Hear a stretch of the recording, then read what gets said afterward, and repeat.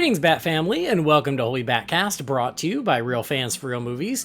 You can visit our website, holybatcast.com, or find us all over social media on Facebook, Twitter, X, YouTube, Instagram. It's just Holy BatCast. You'll find us. And if you're a fan of the show and you want to support us, you can do that on Patreon. You can go to patreon.com/holybatcast.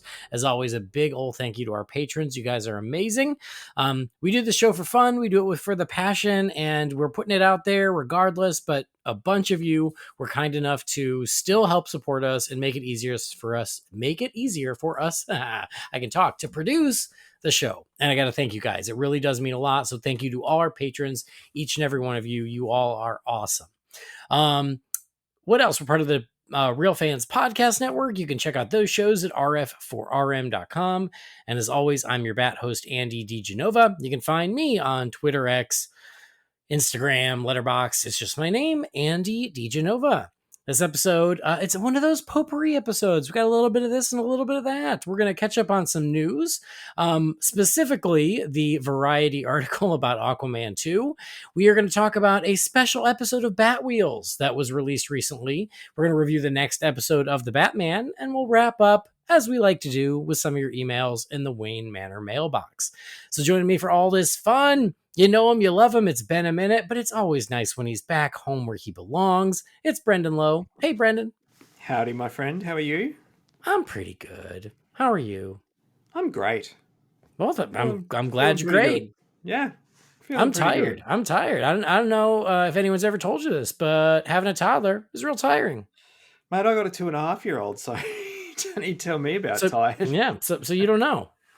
No, I've got no idea. No, well, let me tell you, I'll be the first one to ever tell you this. Chasing around a toddler can be a little tiring, a little bit. Especially toddlers who like to wake up at 7 a.m. on a Saturday. 7 a.m.? And then 7 a.m.? Okay, so you don't have one that wakes between 5:30 and 6? Ew, no. 7, okay, so you shouldn't be that tired. Yeah, and then refuse to nap all damn day. Okay, well, yeah, Henry doesn't do that, thankfully. You still have to sleep during the day. Not having it. She just was not in any mood, so she's finally down. Thank the gods. Yeah. But anyway, aside from that, life is good. It's spooky season. Halloween is upon us, which is super fabulous. Doing my best to soak it all in and enjoy it. Got my pumpkin candle burning for a little ambiance, a little romantic ambiance. Got mine ambiance. burning beside me as well. Oh my God. Yes. I love it.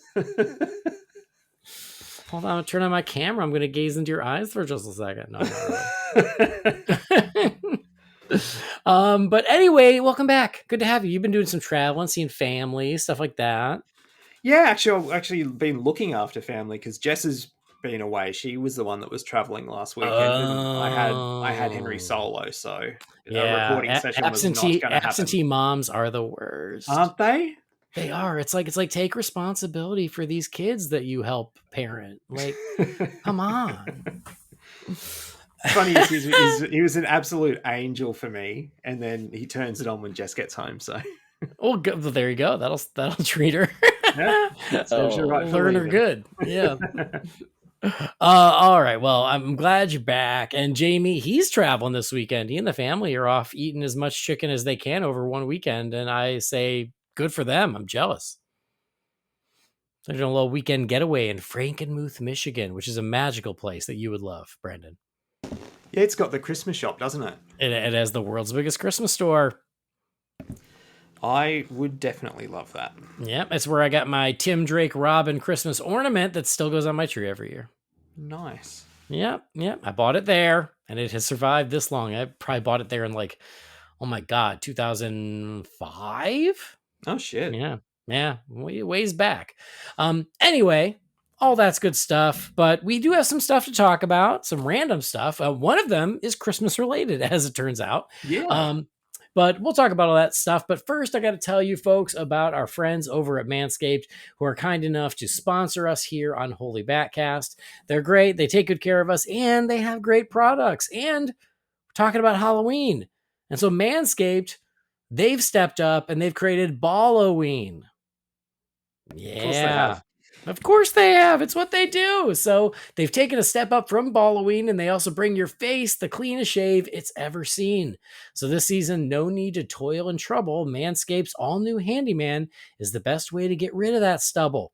Featuring a compact design and next-gen skin-safe technology, the Handyman was designed to give you that smooth finish without the mess of a traditional shave. So get the sweetest treat this Halloween by going to manscaped.com and using the promo code BATSCAPED for 20% off and free shipping. And we've told you in the past, because this is one of their newest, latest, and greatest products, the Handyman Face Shaver. It's sleek, it's comfortable, it's easy to take wherever you're going, and it does a great job.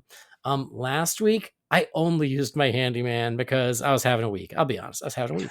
And so, like, one less thing to worry about. So I just used my Handyman all week, and it was fine. And it takes, like, what, 30 seconds, maybe a minute, whatever, to just clean up my face. I mean, fortunately, I'm not a hairy fella anyway, but just enough to clean it up so I can go to work without looking like a hobo, without also, like, having to deal with the whole rigmarole of the shaving cream and the razors and the nicks and all that crap. So the Handyman has been awesome. It just makes my life just that much more convenient in the morning when I'm getting ready and I'm half asleep because my daughter waking me up, keeping me up.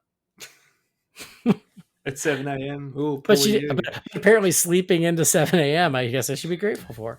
Should be. I'm not. I don't enjoy it at all. But the point is all of their products over at Manscaped is great. The Handyman I've been super happy with. They also have a whole bunch of beard products that, again, from those who have used it, have loved them. I've not used the beard products because I do not keep a beard. I just keep a little bit of stubble.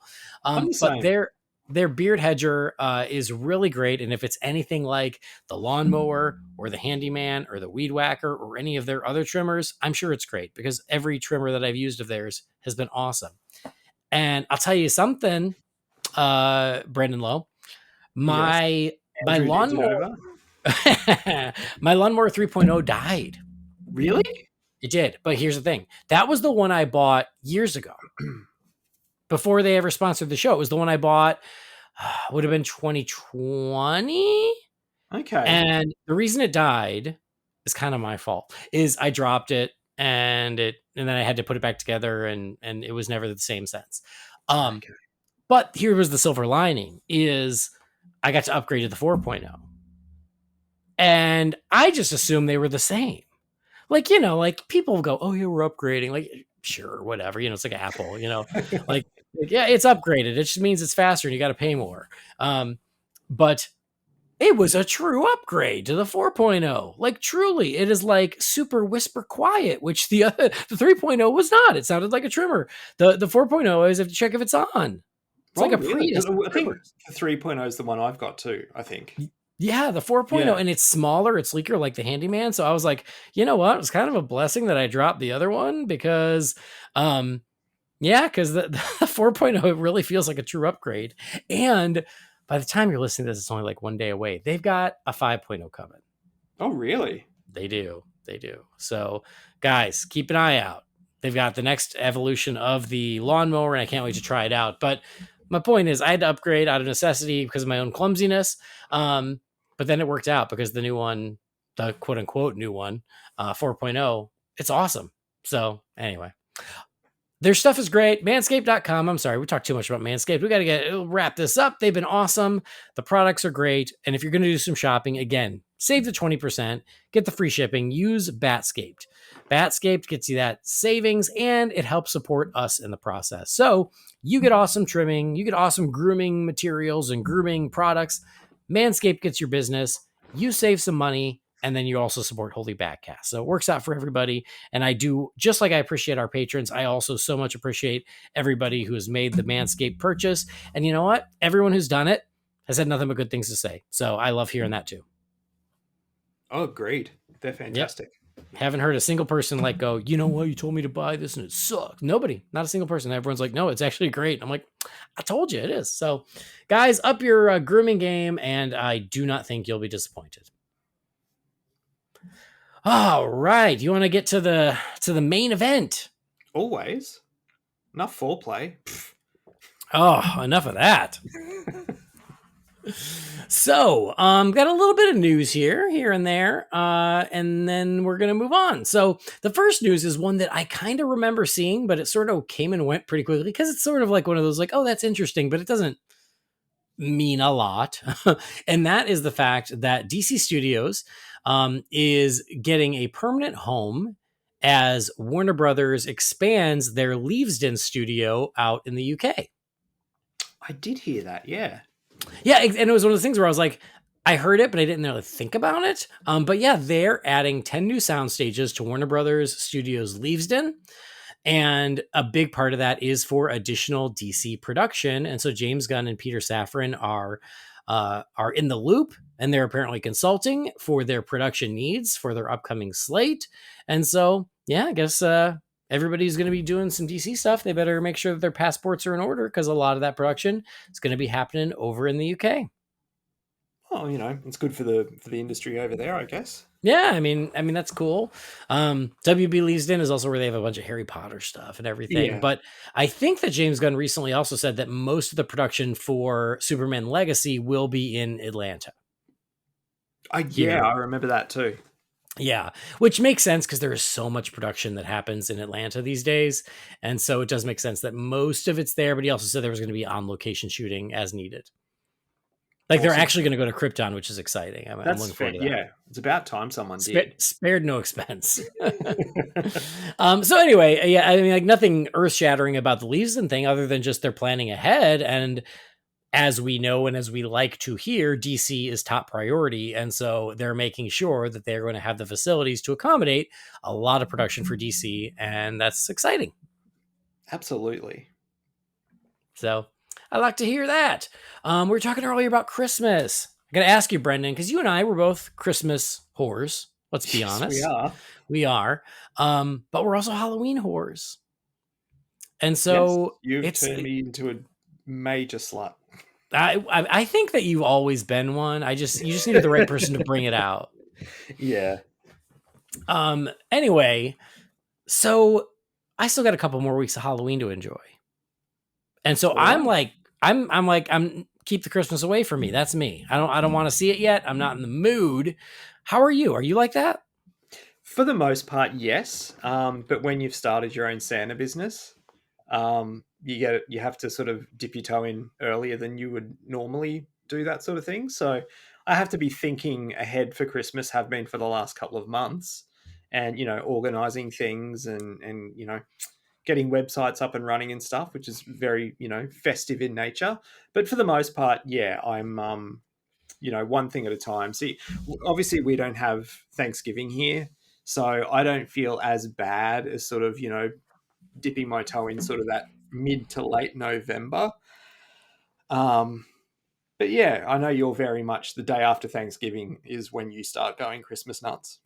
Yes, that is correct. We don't have that, so that's that is correct. And again, like the week of Thanksgiving, I kind of surrender, but I need the buffer between Halloween and Christmas. I like the people who go November 1 Christmas. I get whiplash. I can't do that. I need a transition, and Thanksgiving is actually an amazing transition here in the States because it's kind of half Halloween, half Christmas. It's a great little combination of both. So it makes for very and pumpkins and things still. Yeah, because you still have like the harvest imagery of the pumpkins and everything, but then it starts becoming more about like the family get together like Christmas. So it sort of mixes the vibe of both in a nice way. That's what would actually, for lack of a better term, kind of give me the shits is, doing the big family dinner get together and stuff and then doing it again in a month. That is always an interesting thing where it's like, we just did this a month ago, but I don't know. I don't mind. I like it. Especially because so many of us, we pretty much have the same dinner for Thanksgiving and for Christmas. Yeah, like it's turkeys and all that kind of stuff. It's like, it's... I know a lot of people who like... Yeah, I know a lot of people who like mix it up on Christmas for that very reason. So like my sisters, they're like, no, we're doing Italian for Christmas. We're doing lasagna and meatballs and garlic bread. So anyway, I get it though. Cause it's like, well, we just had Thanksgiving. Just done it, yeah. Anyway, all that to say is Christmas is going to be coming. I'm just not ready for it yet, but there's been a little bit of Christmas news. And that is that we knew this special was coming, Merry Little Batman, a Batman Christmas special. It is coming to Amazon Prime, and they finally announced that it will be coming to Prime on December 8th. Yeah. So it will be available in more than 240 countries worldwide. And here's what it says. Merry Little Batman is an animated family action comedy destined to join the rogues gallery of classic holiday movies. When young Damian Wayne finds himself alone in Wayne Manor on Christmas Eve, he must transform into Little Batman in order to defend his home in Gotham City from the crooks and supervillains intent on destroying the holidays. Produced by Warner Brothers Animation and based on characters from DC, Merry Little Batman features the voice of Jonas Kabrib, Luke Wilson, James Cromwell, and David Hornsby. It's directed by Mike Roth from a screenplay by Morgan Evans and Jace Ritchie. Roth also serves as executive producer. Okay. So, along with this is a little poster, a little Merry Little Batman poster, where it's a snow globe and it has Batman and then little Batman running in the snow globe amongst the snow with a kind of a silhouette of Gotham in the back. And then looking into the snow globe, it appears to be a very stylized image of the Joker. So, how you feeling about this, Brendan?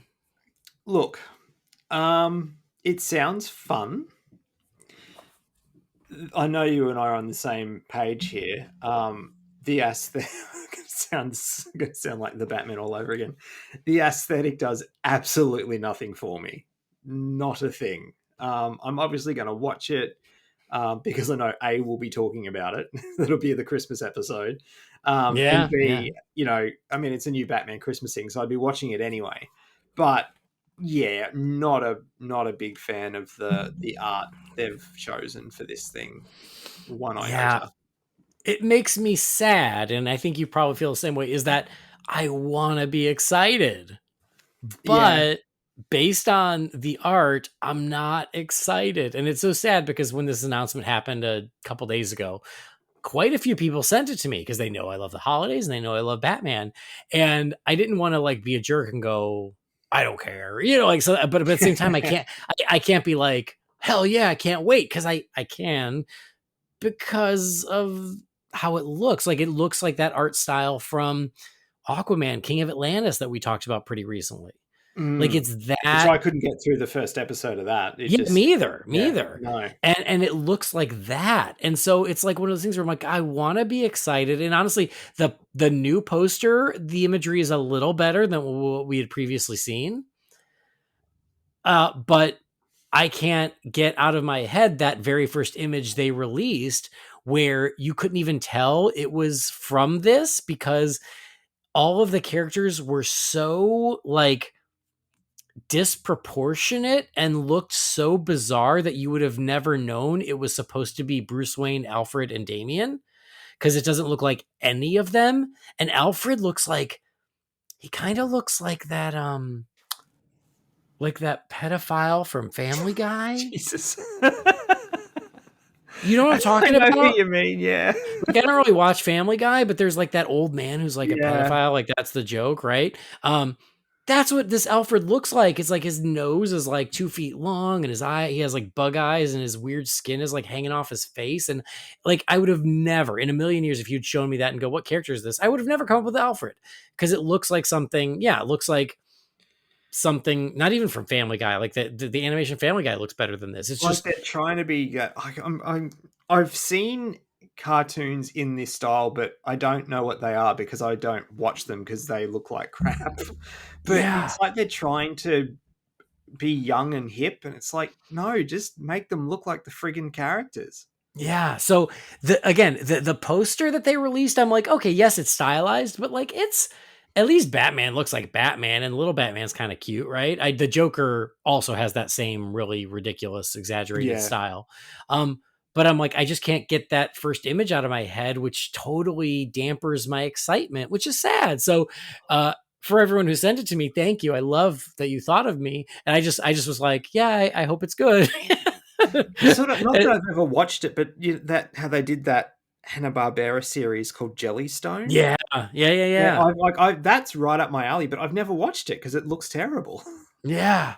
And it's funny because Joe and Eric, our pals over at The Fire Rises, they sent this, and I said the same thing to them. I'm like, I want to be excited, but I just keep thinking about this first image, and they both were like, "Oh crap, I forgot about that image," and oh damn it, and I'm like, Yeah. yeah. So I am, I hope that it wins me over. You know, Teen Titans Go finally won me over, so there's hope. But that Aquaman King of Atlantis couldn't. So I'm it's Batman, it's Christmas. Man, I want to like it. I'm just not as excited as I want to be because of just how everybody looks. They look so gross. Look, I'm sure they'll drop some sort of trailer before the 8th, so we'll, Yeah. see what we get. Yeah. So, but mark your calendars, guys. Merry Little Batman, December 8th, on Prime. That makes sense. Because it makes sense. Yep, on Prime. But there you go. That's announced. Get ready for that. The holiday season is coming. Speaking of, oh my God, I think this was mentioned. I think we mentioned this So, recently. speaking of coming. Oh no. Speaking of the holiday season, Gotcha. you know what I just got in the mail? Yes, I do. I showed you. I got the McFarlane Batman Santa figures. And I got both. I got the red and the blue. Of course you did. So I can celebrate Christmas and Hanukkah. And they came fast. I was like, oh crap, you already brought me these. So like they went right into the closet. I'm like, I can't wait to enjoy these in about a month. Maybe Right maybe after 5 or 6 Thanksgiving. weeks. Yep, right after Thanksgiving, these are gonna get opened and put out as decor. But I was like, oh wow, so speedy McFarlane, but those are super cute, and I'm excited about those. Anyway, let's get to the big one. So on the last episode, me and Jay Yaws. Thanks for being there, Jay, when nobody else was there for me. Thank you. Me and Jay Yaws. Would have loved to have been in that episode. Actually, it was a lot of fun. Oh, good. We had a blast, and I knew you would want to do it. Like I immediately was like, Brendan would love this, but we'll do a follow up. Don't worry. Awesome. Yeah, it'll be about a movie maybe you like. Okay, it'll be great. But me and Jay were like, yeah, like, there's no news because of the strikes, right? And it sounds like the WGA finally made an agreement, which is good. But then SAG, I guess it's still drawing out, and they walked away from the bargaining table. So anyway, while the strikes continue, news has been quiet, which has been nice. Allows us to mix it up here on the show. But all of these trades and websites, they gotta get content out there. They gotta get clicks. That's their business. And so Variety wrote an interesting story this week. And their story was about Aquaman 2. And the headline is Aquaman 2 flooded with drama. Jason Momoa allegedly drunk on set, Amber Heard scenes cut, Elon Musk's letter to WB, and more. So apparently what happened is that there were documents that were part of the Johnny Depp Amber Heard trial that got released. And I guess Amber Heard tried to make sure they didn't get released, but they did for whatever reason. I can't even remember why, but because honestly, I don't care. No. I'll just start by saying that I don't care about their divorce. I don't care about their shitty marriage. By all accounts, it was shitty, and they were both shitty in it, and I don't care. No pun intended. So like, yeah, the whole thing. But anyway, what was my point is there were these documents that got released, and in it was like a bunch of information like from her therapist where she was talking about Aquaman 2. And so because there's no other news, it's like, and plus nothing gets more clicks than DC news, especially when it's bad. Is there such a good thing as good DC news? It's been a minute. I'm stretching my memory. It's been a minute.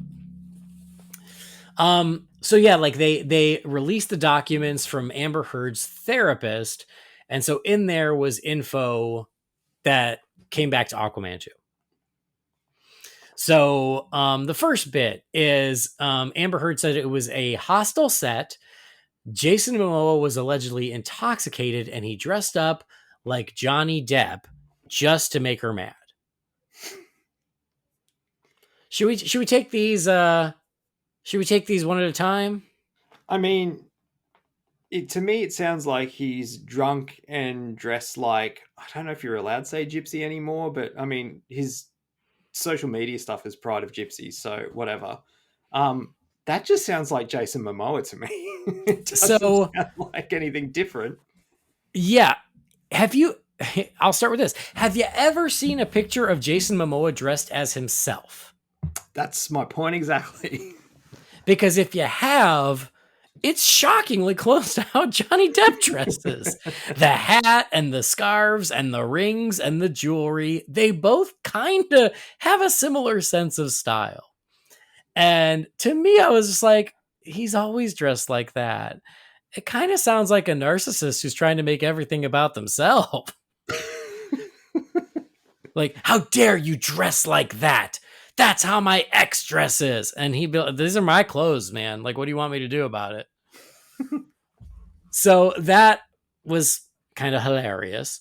Um, and so Jason Momoa's people did not comment, but there was a DC spokesperson and they addressed all these.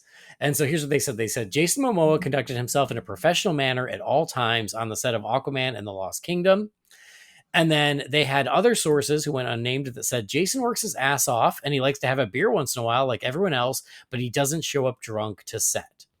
And another insider who worked on the film said that Jason Momoa and Amber Heard got along just fine and were seen joking together, and said, and he isn't dressing like Johnny Depp. He is always dressed in that bohemian style.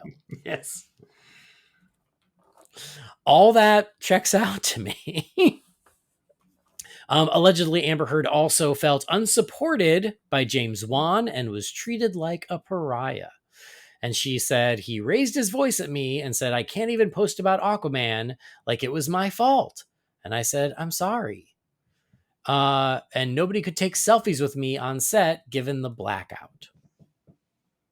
And so the DC spokesperson said, James is known for treating members of his cast and crew with the utmost respect and for fostering a positive, collaborative environment on set. And the Aquaman films were no exception. Look, that doesn't surprise me, but I also look, if the guy had the shits because her personal drama was preventing him from even mentioning a movie that he's working very hard on because of the backlash he'll get because she's in it, I don't blame him. Like, again, I'm like you. Like, I'm not. I don't care about the Johnny Depp Amber Heard thing. Like, I don't have sides in. I've got no horse in the race. But you know, there's no denying that because of that, like anything that she's in now is automatically tainted. And she's in this movie for God knows how long, but yeah, it's there. Like this movie is going to be pushing shit uphill anyway. I think in terms of box office stuff without the Amber Heard drama, and it's certainly not going to help. Yeah, no, and I agree with all that, and I think all that's really fair. Again, first of all, everything that we've ever seen and heard is exactly what the DC spokesperson said, which is James Wan is a lovely guy. Everyone loves working with him and for him, and I'm sure this was no different. But even if he had a moment where he was frustrated because her drama was, making it hard, and he had a frustrated moment, well, he's still human, Yeah, we are human, and you can get frustrated. But that's just it, is like, even though I don't care about the drama, and again, like at the end of the day, like it's between the two of them and it's also over. Like, Mm-hmm. it's over. But like, I wasn't there. And guess what? For all the fans who had pick sides, y'all weren't there either. This was their marriage. None of us were there. At the end of the day, I don't care. But when there was the talk of like fire Amber Heard, or to your point, that does taint what they have to sell for Aquaman 2. I think, even though again, I don't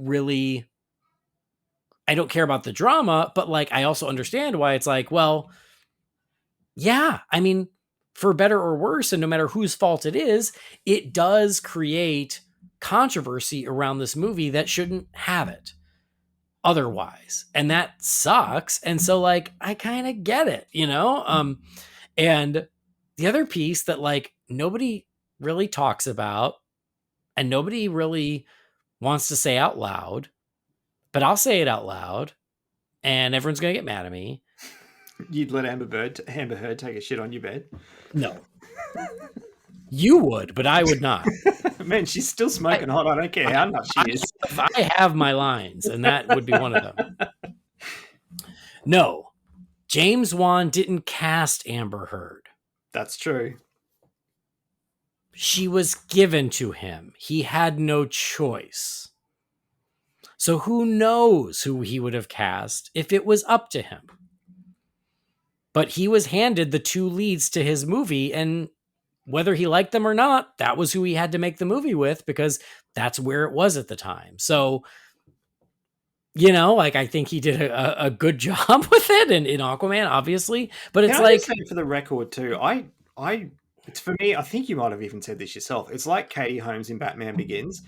I don't really have a problem with her in that movie. Like, she's not the greatest actress. She's not the greatest actress in that movie, but she's fine as Mera. Like, I never had a problem with it. Well, and I think that is it. Is I do think she's the weakest link, but she's not bad. That doesn't mean she's bad, you know? And so like when there was talk of, you know, maybe we recast, whatever, I wouldn't be heartbroken, just like I wasn't heartbroken when Katie Holmes was replaced because she was also the weakest link. But that didn't mean she was bad. She was totally fine in the movie. And I think that Amber Heard was totally fine in Aquaman. But it's the one I was going to shed the least amount of tears with because, yeah, it's not like she was amazing in it either. But yeah, I also think that continuity thing. Like, would I prefer that Katie Holmes was still in The Dark Knight? Yeah. For continuity's sake, yes, I would. Or would have I preferred that Maggie Gyllenhaal's in Batman Begins? Possibly, yes. Like, I just would have preferred it was the same person. Mm-hmm. Yeah, exactly. So for continuity, I'm glad it's Amber Heard, but I also, you know, I got over the Katie Holmes thing. It's fine. I would have gotten over this too. But I mean, that's kind of where you're at is like, I understand why they probably explored all options. But I also think, you know, I don't know. It's like, again, it's crazy how their personal life and their marriage, like, has affected both of their careers, you know? Yeah. Anyway, so allegedly, though, they did explore firing Amber Heard, but apparently that happened before the drama with her legal battle with Johnny Depp, and that was more about the fact that she and Momoa didn't have chemistry. Apparently, Walter Hamada. I was going to say, apparently Walter Hamada even testified as that of basically saying, yeah, it wasn't about the drama. It was an issue of chemistry. Because, yeah, like that movie was shot here in Queensland where I am. And there was lots, I mean, I know things can be doctored and it's the press and stuff, but they did a lot of public stuff here when they were filming, and they always seemed to be having a ton of fun. That's the impression I got anyway. But I mean, I know, you know, there's a difference between a public image and what's going on behind closed studio doors. But yeah, they seem to be having fun and getting along with everything I saw. Yeah. So that was allegedly part of the reason that they looked into not moving forward with her. Was it was more about her chemistry or lack thereof with Momoa. But then another source pushed back and said, no, they did a chemistry test, and he did that with other actresses too. And he had no part in the decision about whether or not to keep her or not. So anyway, they did keep her.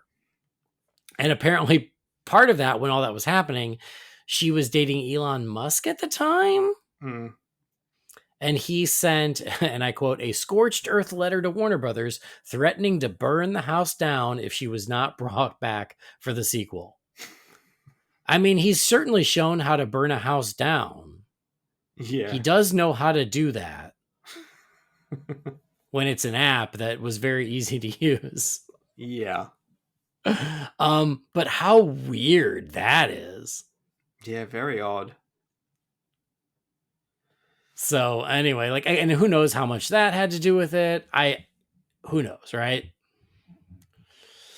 Um, so there were also the things that we kind of discussed recently about allegedly low scores for the preview screenings, then doing some reshoots and the overhaul.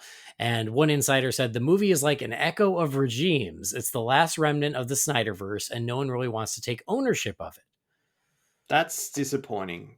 And that, I mean, I know you love the first Aquaman movie, and so do I. It's fantastic, and like it deserves a really good sequel. And like I said, I think this no pun intended, this movie swimming upstream with one hand tied behind its back, like Yeah. Yeah. against a really strong tide. So yeah, I part of me just wants it to be over. Just release the thing and let's just get it done. And It will be, yeah, in 2 months time, 2.5 months time. So, but it is such a shame. And, it's what we said about with the Flash is it's just such a shame that this universe has died, not with a bang, but with a whimper. And mm, I'm not holding out a ton of hope that Aquaman 2 is going to change that. no. And the movies that have come out, I think, have been unfairly maligned just because they are the last couple. Like, I mean, you and I and Jamie, like, we still, I mean, not so much Jamie, but I mean, we still like the Flash. I don't think it's Yeah, anywhere near as I bad as still the love way it. people explain, think that it is, or how they felt about it. But Hmm. I think I've been actually. I don't think I have been on since I've seen it. I've seen Blue Beetle, finally, and it was really good. It was great fun, and it deserved to do better at the box office than what it did. But they didn't really do much to promote it either. And yeah, I think this is going to be much more of the same. I think it's, I don't know, like I'm just trying to think of what's coming out around the same time. Like it's a Boxing Day release here in Australia, which is usually like a big movie day. Hmm. Um, I don't know what else is coming out this Boxing Day, but if it's, it might do well over here. God knows what it'll do in the States. And hopefully China still comes out to see it because that was a big help for the first movie. But Yeah. I don't know, man. Like I'm like, yeah, I'm not holding out hope. Well, the source, who again was unnamed, but who worked on the film, they did dispute all of this drama about the recuts, and they said that Aquaman 2, it was brought in on time, under budget, and it only needed about a week of reshoots. Which isn't uncommon for most movies, can I Not, just no, say? not at all. So it's just one The of those things of reshoot like, part, anyway. who do you believe, right? Like Yeah, what? And at the end of the day, will it even matter? At the end of the day, it's about what that final movie looks like, and if it's good, and if I enjoy it, and whether they did reshoots, a week of reshoots or a month of reshoots, I don't really care as long as those reshoots seamlessly blended the movie, and I don't know the difference. yeah, agreed. Which we talked about with like The Conjuring 2, like the fact that in reshoots was where they added the nun. You That would never. blows my freaking mind, hey. Yeah, it's crazy. Um, so anyway, they did say that but like the Flash, the issue is that it's kind of a lame duck because it is part of the previous universe. It is part of the previous regime or multiple regimes. And so that is a concern. And then here it does say none of the cast of Zack Snyder's BVS or Justice League, including Ben Affleck, Henry Cavill, Gal Gadot, Ezra Miller, and Jason Momoa, will reprise their roles in the new DC universe. They left out Ray Fisher. Um, and Jason Momoa may return, but the rumor is that he is engaged to return as Lobo, either in Superman Legacy or a standalone film. So I'll just say about this, I was like, well, yeah, we know. We done known about this.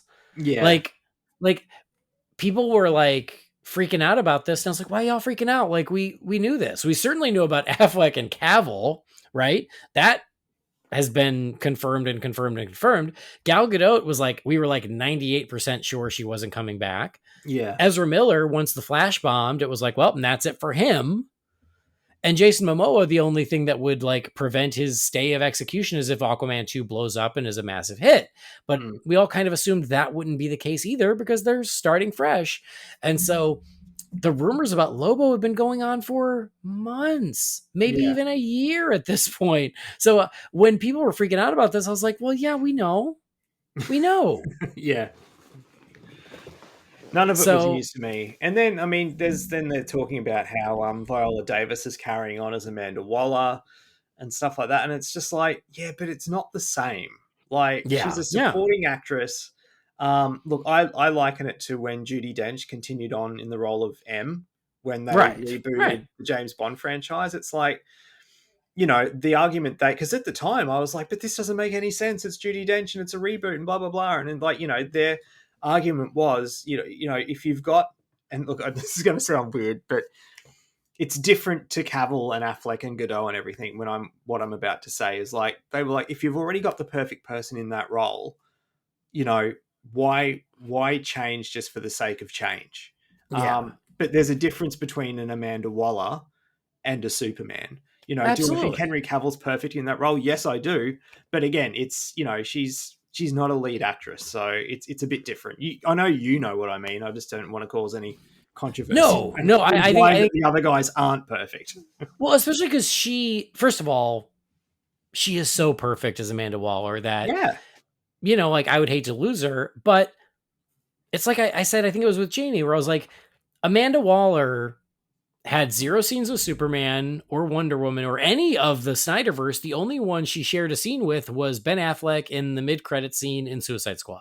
yeah. I mean, she introduced Superman in the Black Adam post credits, but that doesn't mean anything really. Yeah, Like, and so, but like, she's already been in sort of the soft reboot of the Suicide Squad, and then yeah, Peacemaker's even feels like 1 degree removed from there. So I feel like her version of Mandalore has already been a couple degrees removed from the Snyderverse by now, anyway. yeah, Including Black Adam, including Peacemaker, including the Suicide Squad. All of those have, like, you know, some of them were feet firmly entrenched in the Snyderverse, and some barely, and everything in between. Where it's like, yeah, it doesn't even matter. I and what I said is, nobody's going to see Viola Davis as Amanda Waller and go, "Oh yeah, man, Justice League 2017."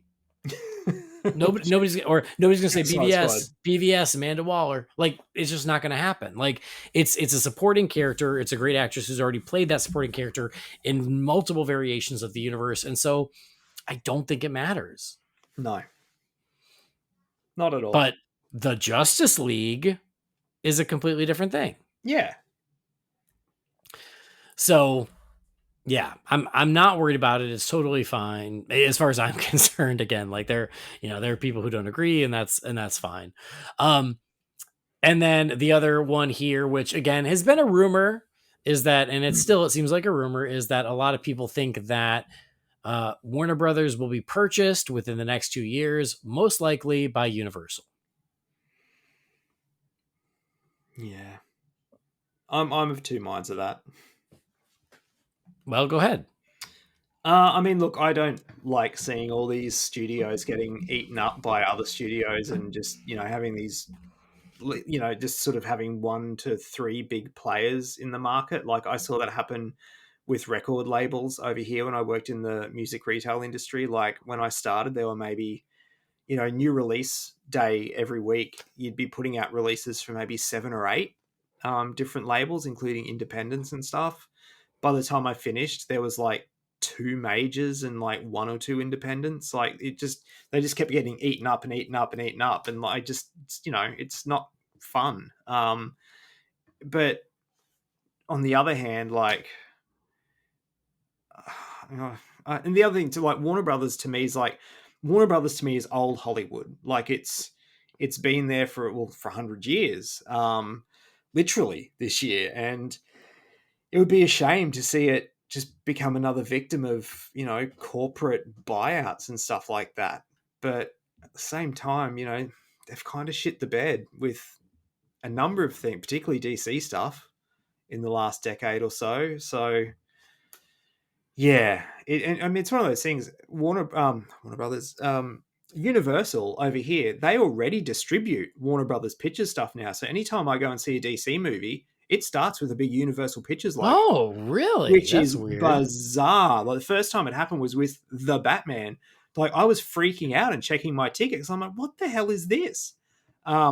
Yeah, so look, we're already one step of the way here in Australia. But yeah, what do you reckon? I agree with pretty much everything you said. I am also of two minds of it. At the end of the day, I hope it does not happen because I would hate to see Warner Brothers not exist unto itself. Yeah. Like you said, it is old Hollywood. It is a mainstay. It's one of the major studios, and I want it to continue to be its own thing. I love WB. Good, bad, and the ugly. I still love WB. I love that lot. I love that logo. I love it as a studio, even when they make mistakes, you know? And so I'd hate to see it gobbled up by someone else. That would be a real bummer because it's also, I think, just bad for the industry. Is, you know, every time that happens, like I'm still like the Disney and Fox thing, Mhm. there's still repercussions to that years later. And most of it hasn't been good, honestly. Like it's not been a great deal. And I would hate to see that happen to WB. Yeah. The silver lining for me Yeah. is that I work for Universal. So that like if that means that Batman becomes part of Universal, it might mean that the show has to end, but it could also mean I could work on some Batman stuff, which I wouldn't be mad about. Oh, would too. I didn't even think of that. That'd be Yeah. sad. Yeah. Who knows? I don't know.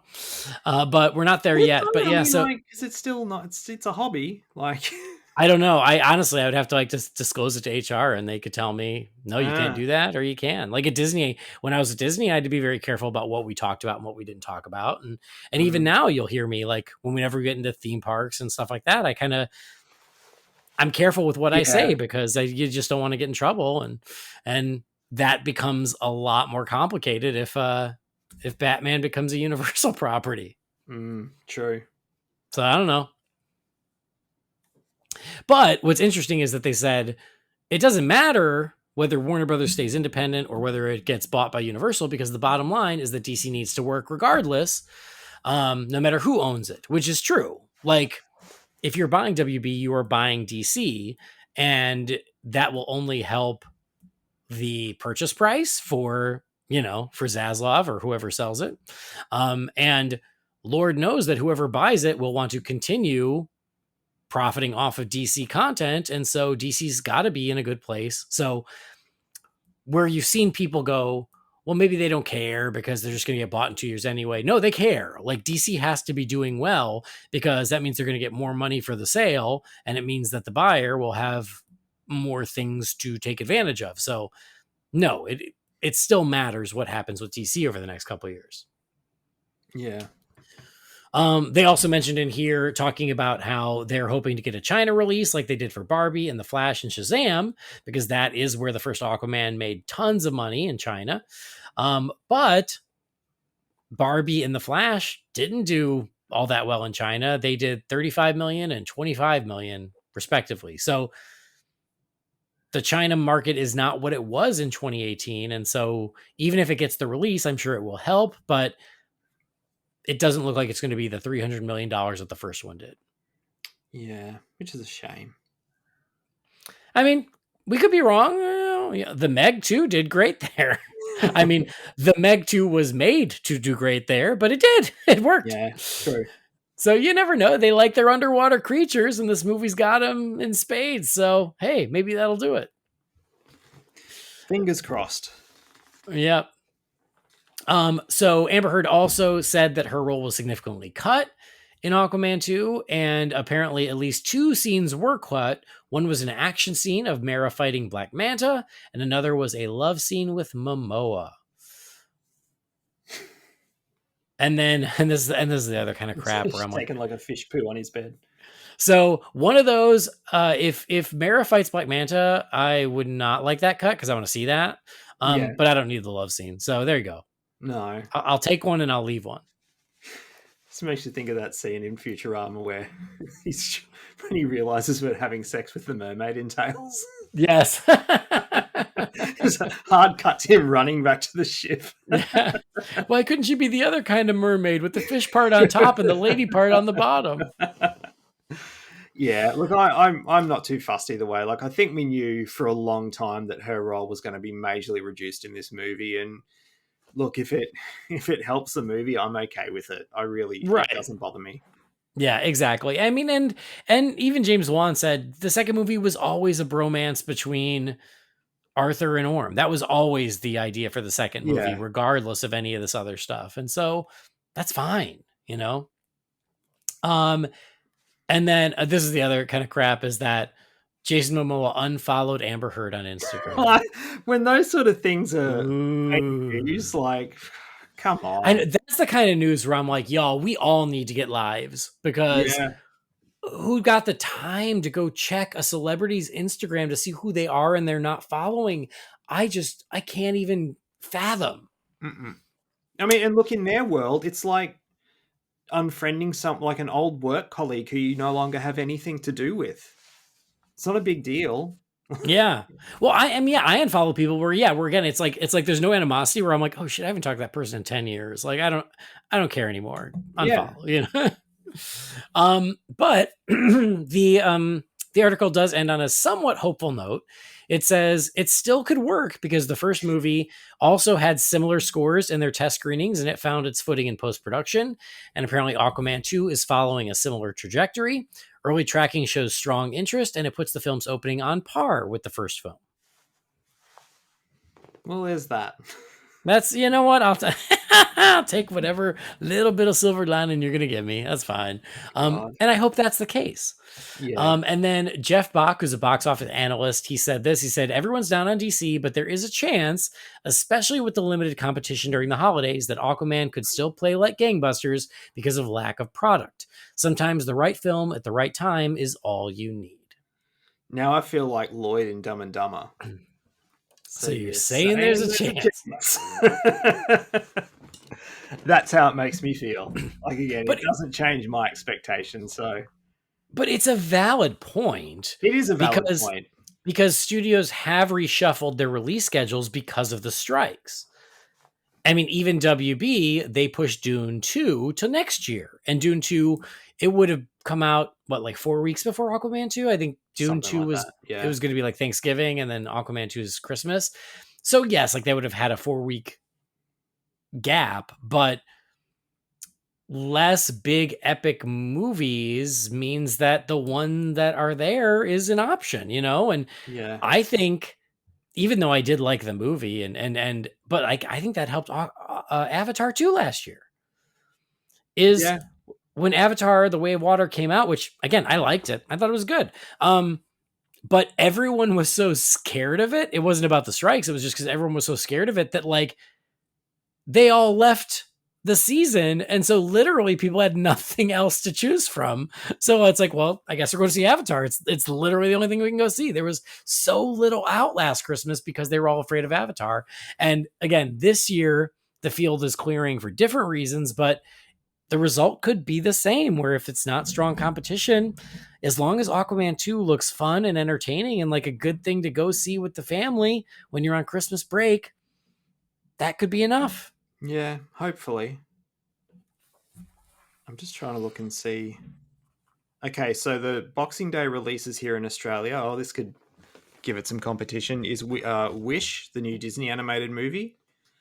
Yeah, Aquaman: but even Lost that's Kingdom. Thanksgiving, so that'll be 4 weeks old. Yeah, not here in Australia. I said these are Ah, the well. Boxing Day releases. So Wish, Aquaman, Migration, that duck movie, Oh my god. and Anyone But You, which is a romance with Sydney Sweeney and Glenn Powell. But yeah, so they're that's what it's So up against here in it's two Australia, kids movies, a and rom a com. rom com. So Yeah. So if for all the parents who don't want to go see an animated movie, mm, I don't know. None of that's all that concerning. no, not really. And all year, I mean, for you, it's all coming out at the same time, but for here, Yeah, it's spread out a bit probably more. not. No. Yeah.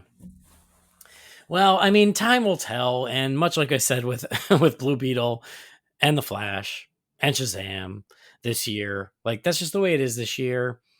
I'm not holding my breath. It'd be nice to be surprised, but there's not that much riding on this one other than the money that Warner Brothers makes, Yeah, because odds of them continuing were slim to none anyway. So it's not like, oh God, this has got to work because the universe will work, or this has got to work so we can get Aquaman 3, which would be nice, but none of that stuff was probably going to happen anyway. So at the end of the day, it's about whether I like the movie, and hopefully I like it as much as the first. And then I've got one badass Aquaman double feature to enjoy. And if it happens to be a hit at Christmas, then that's just a nice bonus. But again, it doesn't really matter in the long run. Yeah. Because none of us are going to lose money about it. Yeah. No, I got no skin in the game at this point. Like, I up until pretty much Flash, I'd take this sort of stuff to heart a little bit. Same. I don't anymore. I just don't care.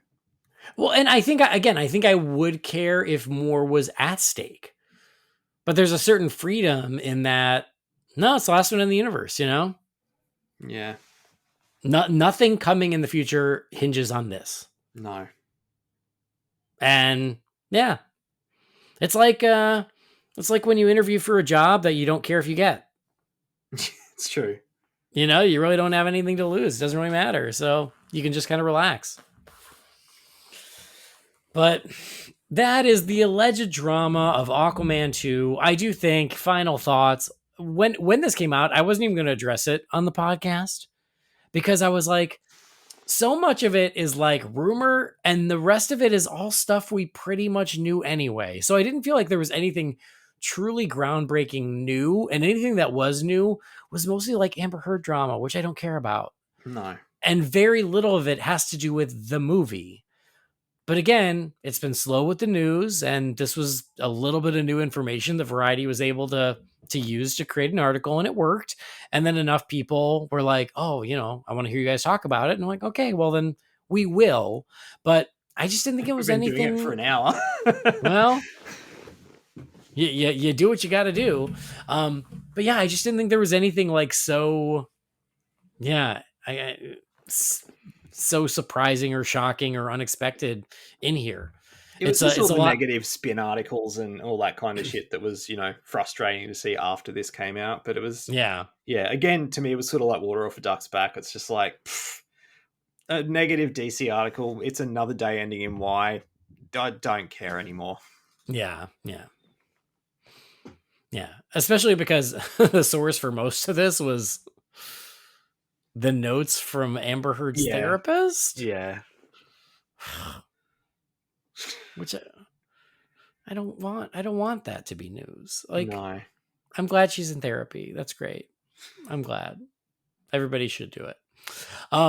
So anyway, I still can't wait for the movie. All this nonsense aside, I still think the movie looks awesome. I can't wait to see it. I'm going to be there opening night, and I'm excited, and I hope I love it because like we talked about the last time there was Aquaman 2 news, James Wan has never disappointed me, and I don't expect him to this time. No, that's very true. And if that's what happens, all this other stuff, you know, doesn't matter. No. Let's talk about something else. All right, great. Well, that's the Variety article. I mean, I gave you all the top points, but if you want to go check it out, you can go to Variety, look up Aquaman 2, and I'm sure you'll find it. All right, let's go on to more fun stuff. How about that? We watched some cartoons today. We did. We watched some cartoons. So the first one is one that I didn't realize was already out until last week, and that's Batwheels, an episode of Batwheels. So we're going to do a quick little review of a Batwheels episode for a change, and then we are still going to review the next episode of the Batman. So first things first, we're going to talk about Batwheels, Season 1, Episode 32, To the Batmobile. Adam, hold up a second. My team's missing, and the Legion of Zoom had something to do with it. Will you help me find them, Adam? Those criminals will be brought to justice, or I'll know the reason why. I hope that's a yes. We should head to Gotham Central Park and see what clues we can pick up there. I won't rest until we get to the bottom of this. Woo!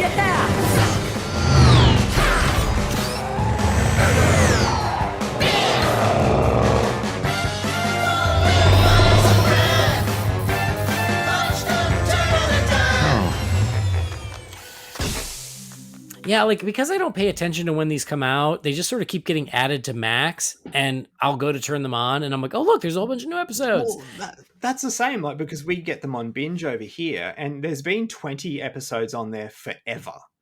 And I just, out of curiosity the other day, because Henry's watched all of them, and you'd posted about this new episode. I'm like, gee, I wonder if that's on binge because I wouldn't mind watching that.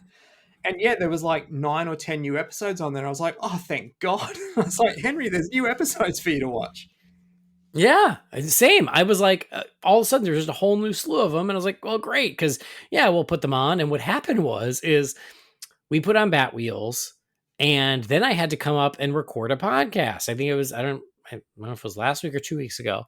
And while I'm recording a podcast, I get a text from Catherine, and she goes, "Oh my God, there's a Batwheels episode where Adam West is the old Batmobile." And I was like, I knew that was happening, but I didn't know it was out. So they continued watching it while I was podcasting. And so then, yeah, I went down and I watched it, and it was delightful. And so, yes, again, this one's called To the Batmobile. And so Bam, who's the Batmobile, he's the main character.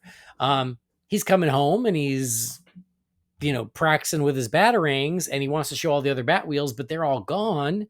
They're missing. And when he tries to call them, they're all offline. And they realize that something's going on with the Legion of Zoom.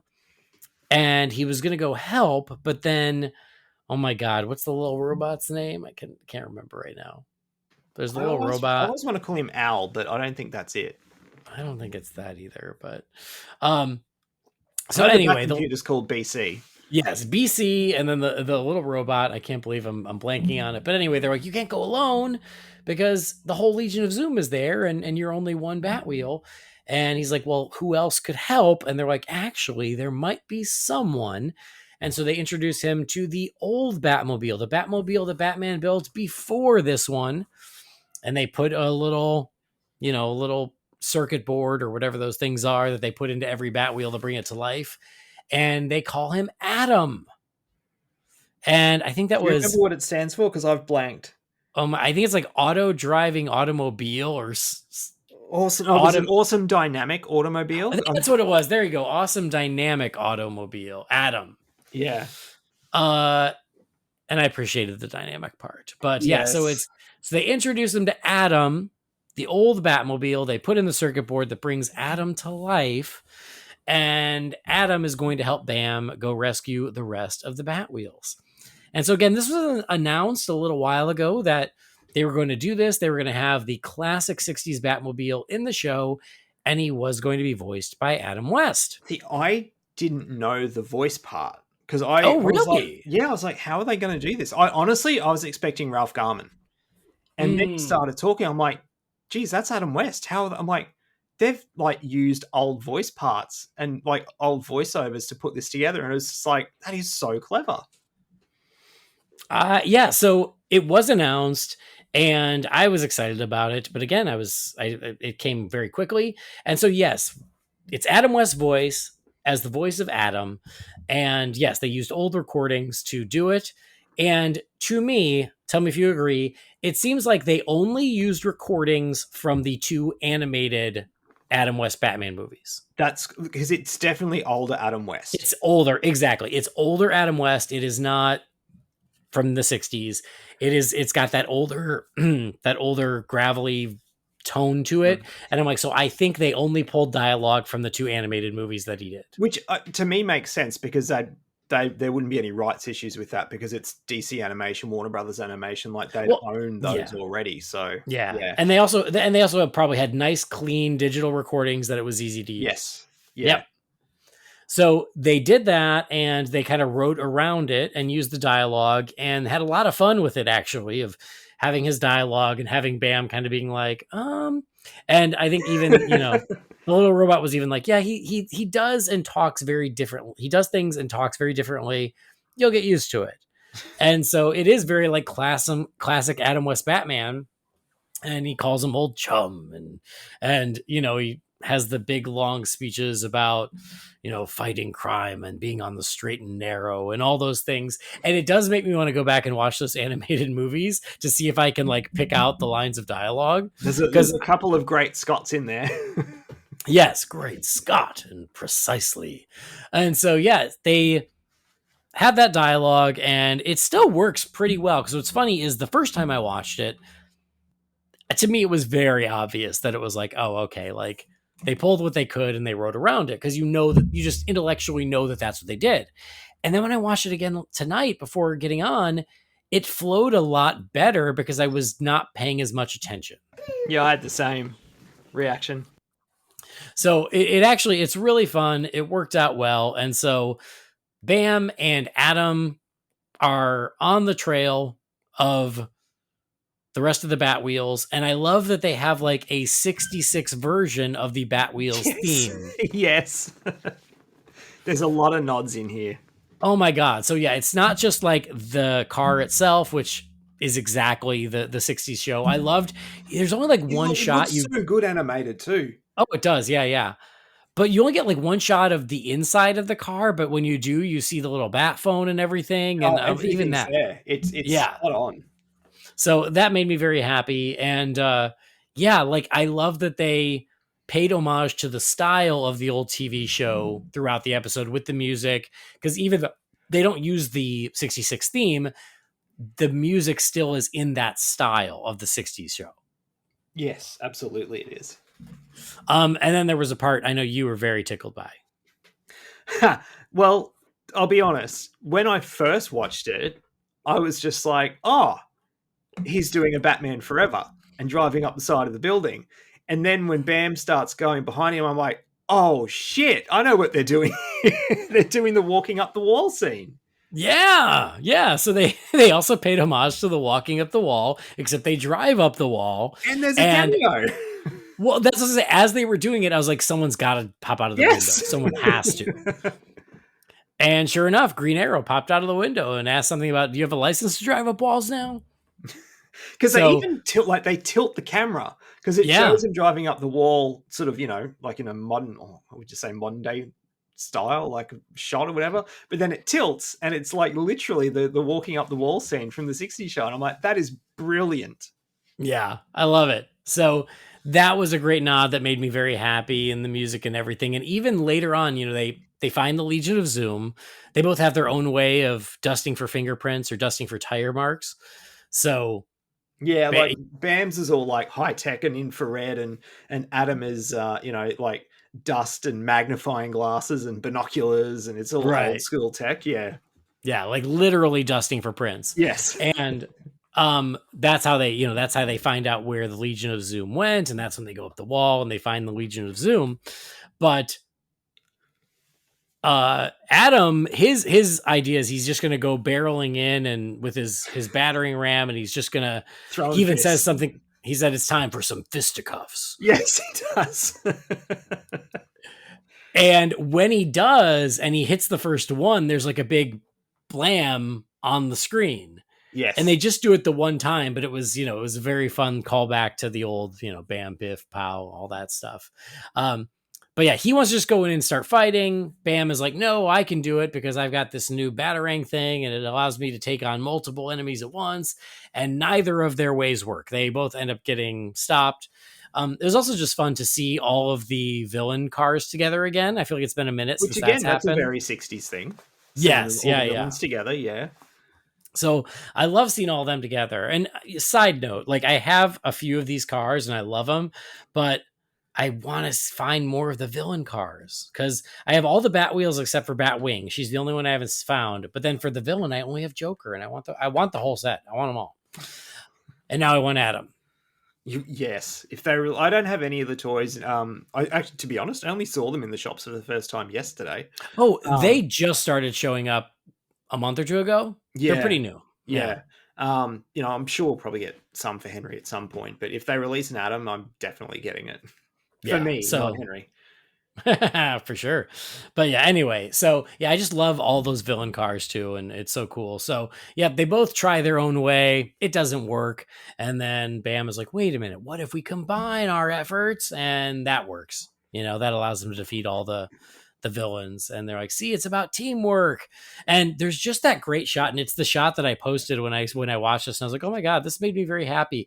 And it's just this great shot of Bam and Adam driving side by side, and then they sort of park right next to each other. And just the shot of those two cars next to each other was just, it was just happiness.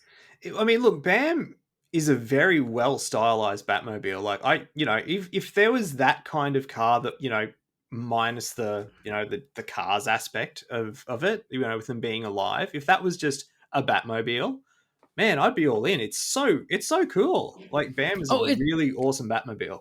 He absolutely is, but he's mostly the 89 Batmobile. For the most part, yes. Not the front. He doesn't quite have that little, rocket in the front, but with a smoothed out front from the windshield back, it's 89. So that's why we like it so much. Probably, yeah.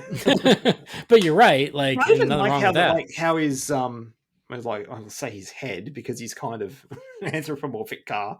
How it's got the little bat ears on it and stuff as well. Like that's just a cool little touch that I don't think I've ever seen a Batmobile have before. Which for sure, looks awesome. Yep, agreed. But anyway, just the side by side really made me happy. And Adam keeps saying, to the Batcave, and he's like, no, not yet. We got to do this to the Batcave, and so that they have to go let loose all the Batwheels, charge them up. They all get to meet Adam. And he's like, okay, now to the Batcave, and they all drive off. My one complaint is that we got the great shot of Adam with Bam. I wanted like a great like family portrait of all of them with Adam like dead center. Yeah, that would have been cool. To the Batcave thing, I did tell you this in a message the other day. The day after we watched that episode, because I did sit and watch it with Henry, when I realized that it was on binge, I'm like, okay, this one I am watching. We were talking the next morning, and in one of Henry's books that he's got a Batman book, and Batman and Robin do say to the Batcave. And Henry was saying, to the Batcave over and over. I'm like, oh, Batman says that, doesn't he? And he's like really dead. So he's like, no. I looked at me and he goes, Daddy, Adam says that. I'm like, oh, yeah. Adam did say that on Batwheels. So, yeah. Oh, to the Batcave, nice. It's like, no, Adam says that. Nice. So yeah, they go back, and I mean, these are 11 minutes. They're super brief. They're super easy to watch. But this one, when I watched it, it just made me happy. It's also worth noting, like, I pulled up the IMDb page, and the first review is someone who's pissed off because they used Adam West's voice, and they're like, "How dare you?" And how dare you use Christopher Reeve's likeness? Well, because people sign off on it and they've approved it. So, and yeah, it's like the whole Flash thing, the people who pretend to be outraged because of the Flash cameos. Yeah. And I'm just going to say this out loud for everybody listening. As someone who works in an industry where this matters and I have to deal with this stuff, you cannot use an actor's likeness or their voice. You cannot do it without permission. Yes, exactly. You absolutely cannot. So every one of those that you want to pretend to be outraged about, the people who actually knew those people, who literally are in charge with protecting their reputation and their image, they gave permission. And probably stand to earn some money from it. And I loved what Kevin Smith said about that with The Flash, where he goes, the reason we do this, not the only reason, but one of the reasons we do this, we are in the business of show. Part of that reason is because we know that we will live on after we're gone. Uh-huh. And that's a perfect example. Of course you want to be remembered after you're gone. And this is just allows these people to do that. And if their loved ones are okay with it, we as fans can also be okay with it. Yeah. I mean, look, had they have gone the Ralph Garman route, for example, would this episode still be really fun? Yes, absolutely. Yeah, for sure. It'd be really cool. But it would just lack, it wouldn't feel as, It wouldn't feel as special. Special? Yeah, special is the right word. It just wouldn't. And I mean, yes, you can tell they've taken old dialogue from another thing and they've written around it. It is kind of obvious. But it also works, and it's also cute and charming and fun, and Yeah, like, get a life. Save your outrage. Save it for something that matters, y'all. There's genuinely a lot of stuff to be outraged about in the world at the moment. Not this. Don't save it for not 11 minutes of Batwheels. No. Nope.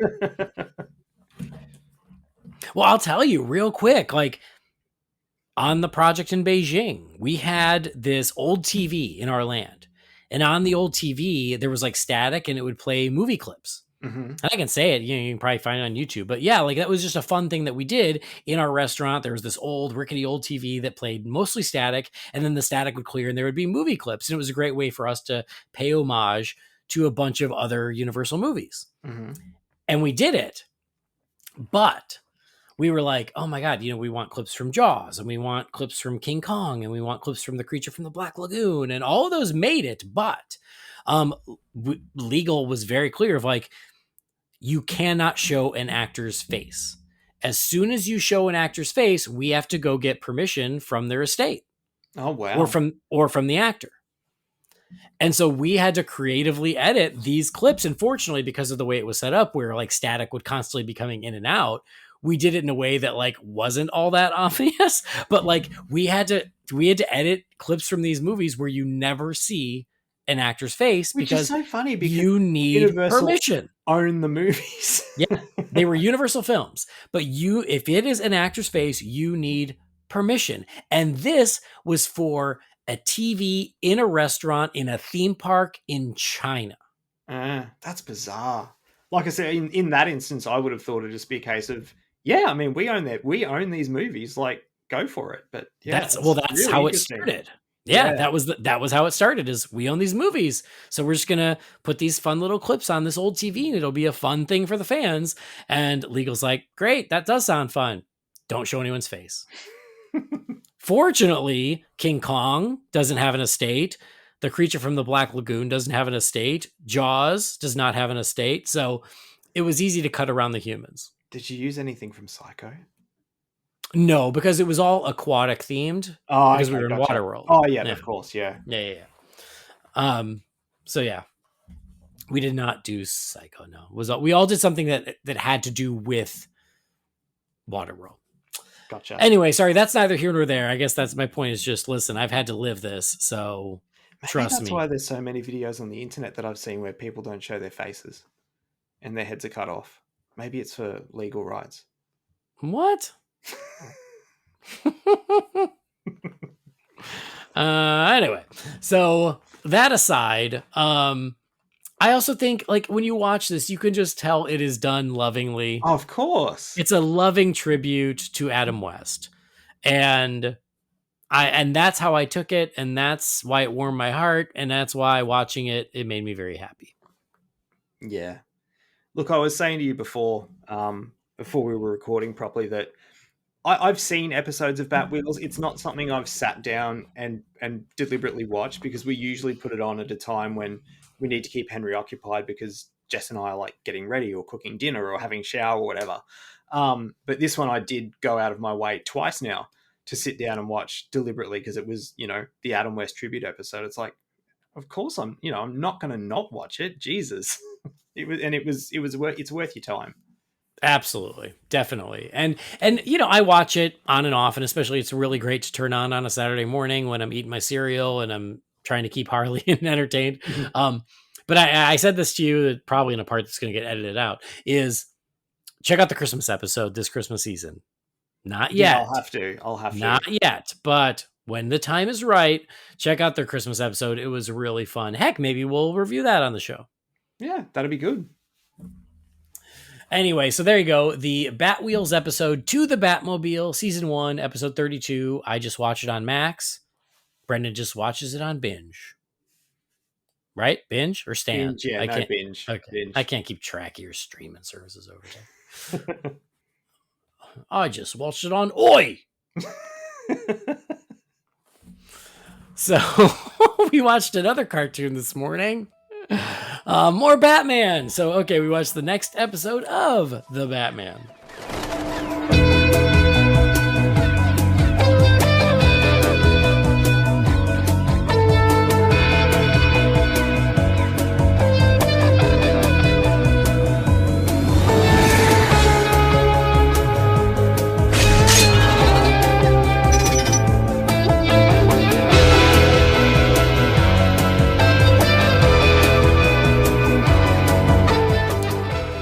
trucking along on these, Brendan. Are you proud of us? Very much.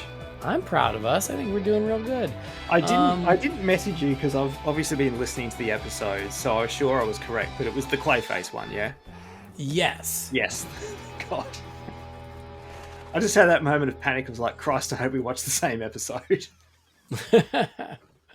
Episodes of the Batman. There we go. Sorry. That's what happens when I close all my stuff out. So yes, we are on season 2. It is the Clayface one. It is season 2, episode 7, Meltdown. This one is written by Greg Weisman, directed by Sung-Hoon Kim, and it aired on June 25th of 2005. And as you just said, Brendan, Clayface is back. He's been missing since the end of season 1. Probably been wondering what's he been up to. What's going on? And he wants revenge against the Joker. So when this starts, yes, he gets revenge on Joker. So Joker's in Arkham. Yes, Joker's in Arkham, right. And then, so, Bennett shows up. Clayface shows up to get revenge. Because remember, Joker turned him into Clayface. Mm-hmm. And Batman is there too. And he manages to stop him. But the Joker gets away, as he tends to do. But he manages to capture Clayface. And then there's a trial. And in the trial, people testify for Ethan Bennett / Clayface. And the fact that he has been not using his Clayface abilities as much, so he's kind of going more back to normal, because when he uses them too much, it kind of messes with his cells, and it causes him to... is taking over more and more. Yeah, right. He becomes more Clayface the more he uses his Clayface abilities, but the less he uses it, the more he's still Ethan Bennett. And right there, also testifying, is our first appearance of Dr. Hugo Strange. Mm-hmm. Much like everyone else, a different version. This is like Dr. Hugo Strange by way of the Penguin. Kind of, yeah. I can see that. Kind of like the Penguin, got a little makeover and went as Dr. Hugo Strange for Halloween. He's a real big, chubby Hugo Strange. But he's testifying also at the Bennett trial. And did you see who his voice was? No. It was Frank Gorshin. Oh, really? So speaking of Batman 66 voices, yeah, it was Frank Gorshin. He mustn't How fun is that? do it for long because he died in 2005. So. Oh, wow. This could have been like one of the last things he did. Possibly. Oh my God. Well, now I got to check. But I didn't realize that either, because in my mind, this show is still kind of new, even though it's not. It's almost 20 years old. But in my mind, it's kind of new. You're experiencing a lot of it for the first time. Yes. Okay. So it's not the last thing he did, but he did do 3 episodes as Dr. Hugo Strange. Okay. Was the last thing he did Return to the Batcave? No, that was a few years prior. Oh, okay. That was in 2003. Oh, okay. So it says the last thing he did was a TV movie called Dreamweaver in 2006. Interesting. So he must have shot it in 2005. Yeah. But it's one of the last things he did. But it was still a nice little surprise. I thought that was cool. And I would have never known had I not looked at the credits. No, because it doesn't sound anything like him. Yeah. But everyone testifies. They decide Ethan Bennett, he has earned another chance. And so they're going to let him out. And, he's on probation and he's going to have to do all these check-ins and all that. But he gets to try to start to rebuild his life. And Bruce Wayne gives him a job as the head of security at Wayne Industries, which is very nice of him. He has a coworker there who doesn't like that. He doesn't like the nepotism, but oh well, what are you going to do about it? And the Joker's still on his rampage. Ethan's trying to be good, but can't help himself because he runs into the Joker. And it causes him to snap, and he becomes Clayface all over again. So Joker and Clayface are at each other's throats, and Batman has to step in again. And so the more Bennett loses control, the more he becomes Clayface, and Ellen Yin and Batman have to stop him, bring him in, and they leave it in a very unhopeful place where they're like, yep, Bennett's gone. Now he's just Clayface. Mm-hmm. Which is interesting. Also, Joker I was like, oh, wow, they've got this Joker wearing shoes for a change. That's cool. And it turns out it's because they're magic stilt shoes that Yeah. allow him to Elevator walk. boots or something. Yeah. Yeah, he can walk like 20 stories up with these boots. They're crazy. But yeah, so I was like, oh, look at that. That's fun. So anyway, that's Meltdown. And the reason it's Meltdown is because it's Ethan Bennett slowly having a meltdown and becoming Clayface all over again. Yeah. And I know we've talked about it in the past, Brendan, where like they couldn't use Two-Face, and so Clayface kind of becomes Two-Face. And I really felt that in this episode where it was whole Ethan Bennett and Clayface are two different personalities. Mm-hmm. And so it's like Ethan Bennett versus Clayface and which one's going to win, that kind of thing. And I was like, oh, this is very Two-Face to me. Yeah. Look, this whole episode to me, as I was watching it, and I've seen them all before, but I really, because obviously you're watching it with more of a critical eye when you do these things, this really felt like a Batman the Animated Series episode to me. In that this was something you saw often in that world, where a villain has, reformed, been released. We saw it with Harley. We saw it with, I know it was in the comics. I don't know if it was in the actual show or not, with Arnold Wesker, where Bruce will step in and give them a job at Wayne Enterprises and, keep an eye out for them and things like that. And then it's that tragic story of they're doing their best to try and stay on the straight and narrow, and they just can't. Like, Bennett turning into Clayface in this episode is doing it with the best of intentions. He's trying to stop the Joker because he's out again. He's on the loose, kind of thanks to him. And, he's trying to bring him in, and he's genuine when he says to Batman at one point, he's like, I'm not doing this for revenge. I'm doing it so the Joker can't hurt anyone else like he did me. And I mean, that's Batman. It's even, you can see Bruce sympathizes with him, and yeah, it's a very tragic story. And the more I'm watching, I'm just like, man, this is really a Batman the Animated Series episode by way of the Batman. So I liked it. And look, Clayface isn't my favorite character, never has been, but I actually kind of like the Ethan Bennett version of the character because I mean, because it's Two-Face, let's be honest, but it makes you sympathize with Bennett, just like you sympathize with Harvey Dent. It's not just an actor who, had some makeup or whatever splash on him. There's a real backstory there. I would go so far as to say is this show does for Clayface what the animated series does for Mr. Freeze. Like, it gives him a backstory that I actually give a shit about. And he's not just a villain with a gimmick. Like, there's actually some meat on the bones there. So yeah, I really liked it. I thought it was good. Awesome. No, I think that it's such a great point because you're right. You could totally see this being a Batman the Animated Series episode for all the reasons you said. That's a really good point. And I really liked it too. I agree with you. I really love that moment. I'm glad you reminded me about how when Bennett says it's to stop the Joker from it's to stop this from happening to anyone else, and how that immediately resonated with Batman, and he even flashbacks and sees his parents. I was like, oh, that's a great quick moment where Bennett says just the right thing to Batman, where Batman's like, oh crap, that's me. That's, that's I'd why be a hypocrite to stop him from doing it. Yeah. Yeah. I think that was an awesome moment. And you're right. Like, I wouldn't say it's my favorite version of Clayface, but it's a good version of Clayface, and I do like it. And like I said, when it all happened in season 1, I was like, if you're going to just do a completely different version of a character, Clayface is a good one because there are already so many versions. So why not one more? And Bennett's a really good and interesting version. And you're right that you have a lot of sympathy for him because he is a good guy.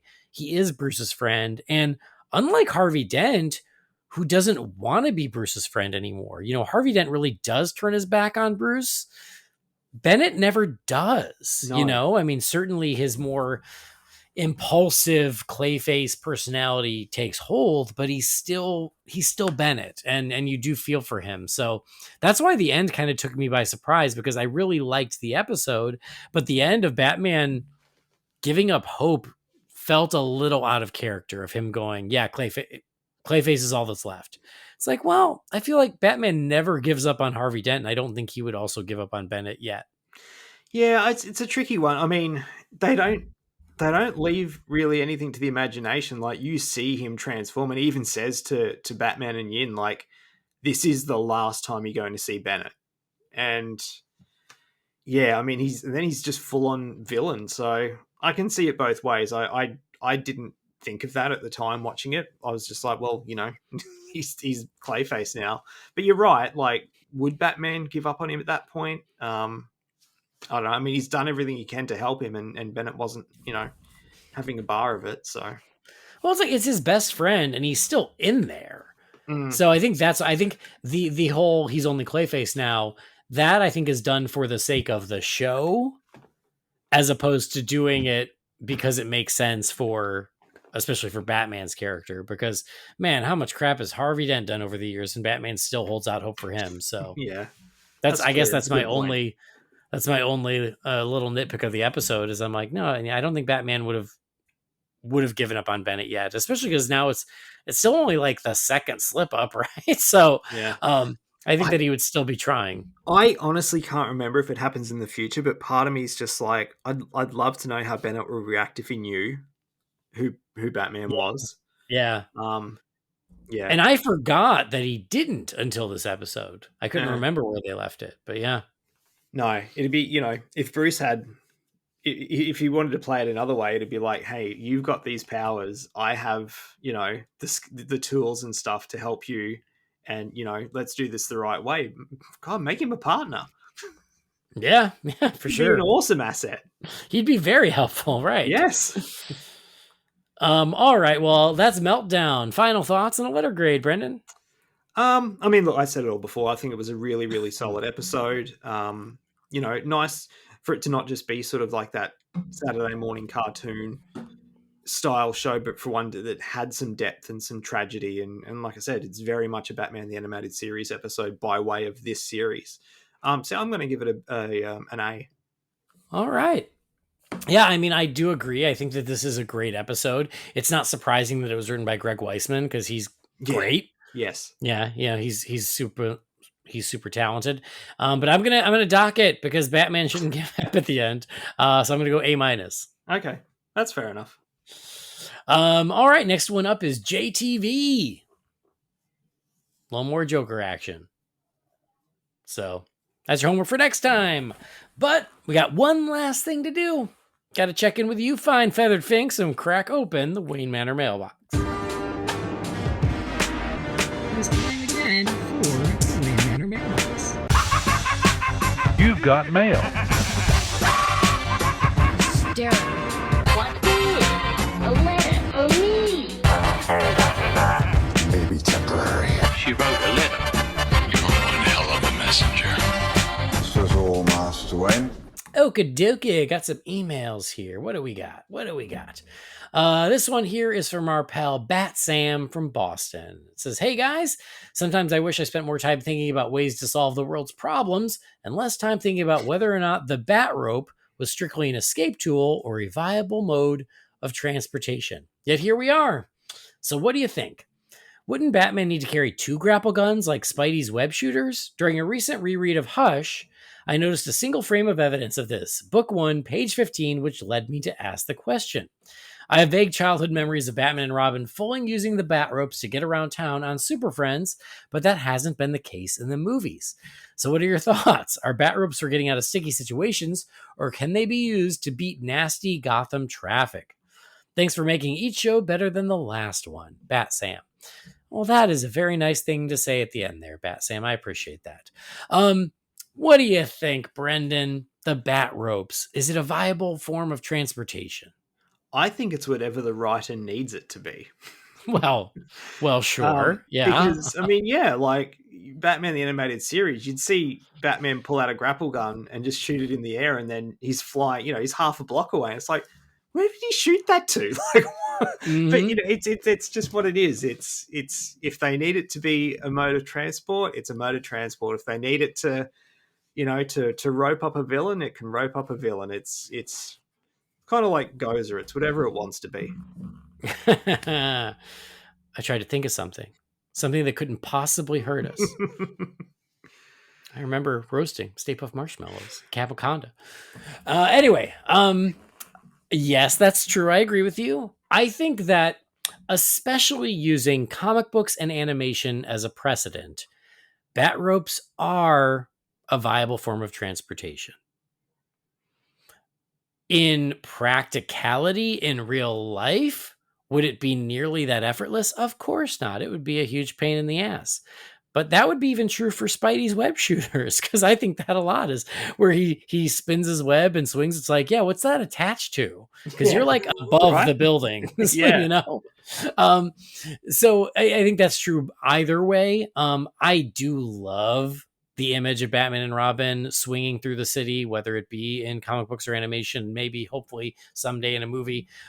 So I like it as a form of transportation. But yes, if you start thinking too hard about how that would work in real life, you're going to be disappointed. Because you would have to basically shoot it, latch onto something, swing, land. I don't think you could even get that rope back down. No. Shoot a new rope, do it again, rinse and repeat, and it's not nearly as cool or as smooth as the way they would have us believe it in animation. No. So don't think about it. But it does remind me of, and you it can has been mentioned overthink it in before. the other direction, and it can be a chipmunk suit. So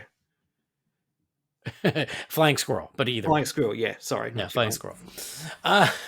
Anyway, but there was a video game, Batman Dark Tomorrow. And the very first thing you had to do in that video game is you had to swing across Gotham to get to police headquarters so you could get your mission. It was the first thing you had to do.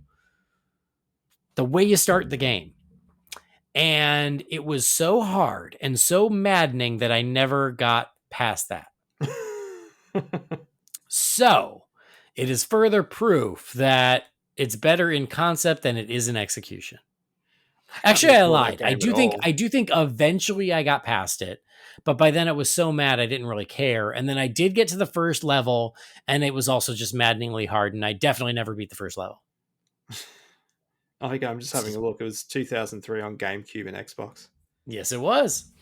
And if you look at it, like 3.8 on IMDb, and that's why, like the design and graphics were awesome, and I was so excited, but the gameplay was freaking impossible.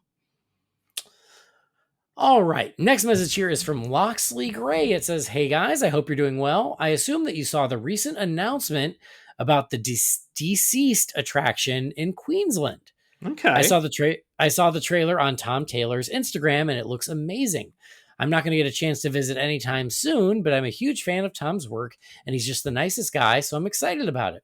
Hopefully, Brendan can give us a proper review in the future. Enjoy spooky season. All the best, Loxley."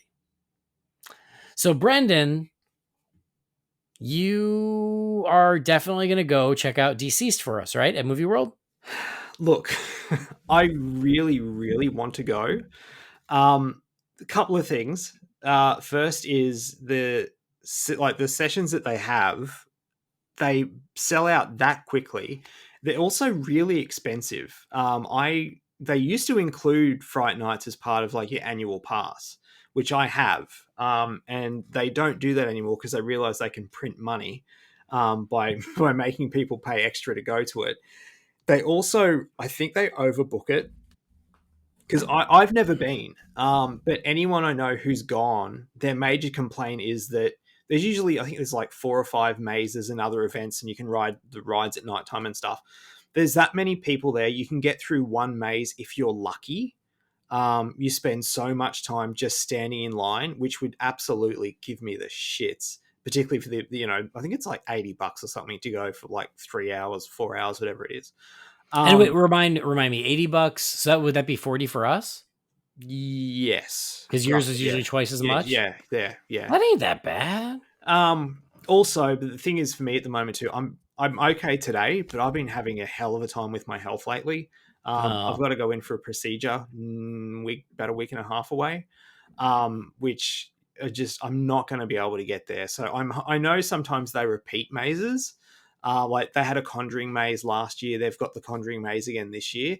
If they do Deceased next year, because look, and it seems to be pretty popular, so I wouldn't be surprised if they do. I will definitely go along and check it out. But just this year, unfortunately, financially and also physically, not going to happen. Boo. Yeah, I do apologize because I would love to go. I was desperate to go last year just for the Conjuring maze, but then my brother went along and he's just like, we spent 3 hours in line for one thing. And Yeah. yeah. That sucks, but it's right there. It's I know, right there. it's right there. I know. Ugh. I mean, yeah. And I go to Movie World all the time. I know you do, but you do what you got to do. And the good thing is, especially in this day and age, like there are so many like vloggers and stuff, especially for theme parks, that we at least will be able to see what it is on YouTube and stuff. So that'll help.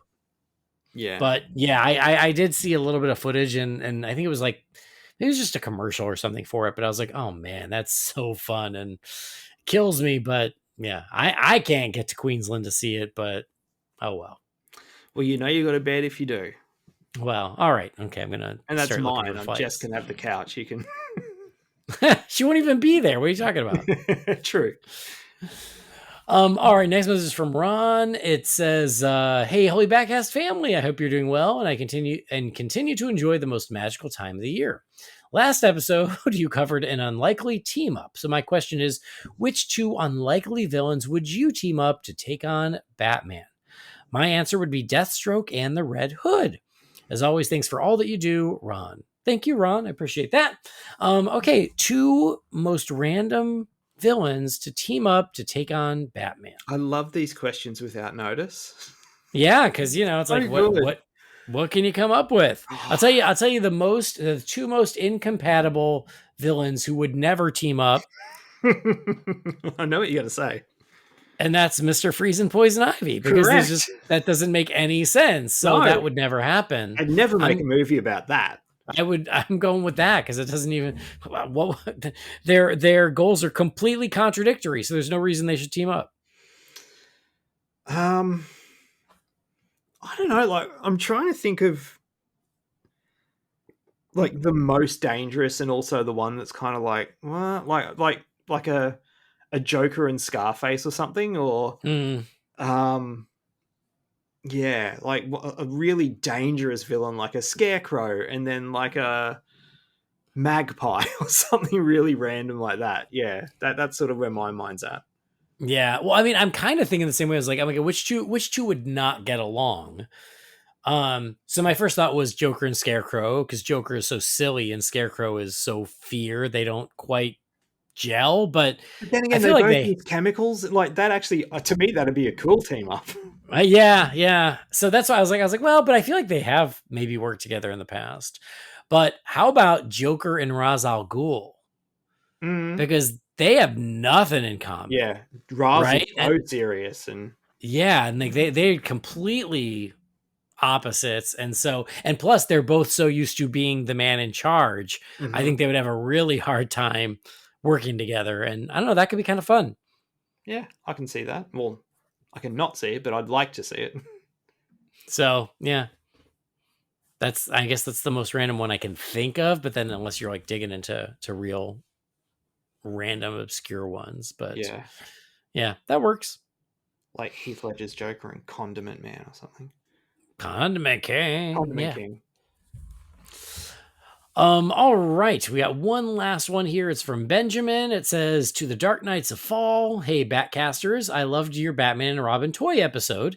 I also hope Brendan was able to follow along, since it's possible those figures from 1997 still haven't arrived at Down Under.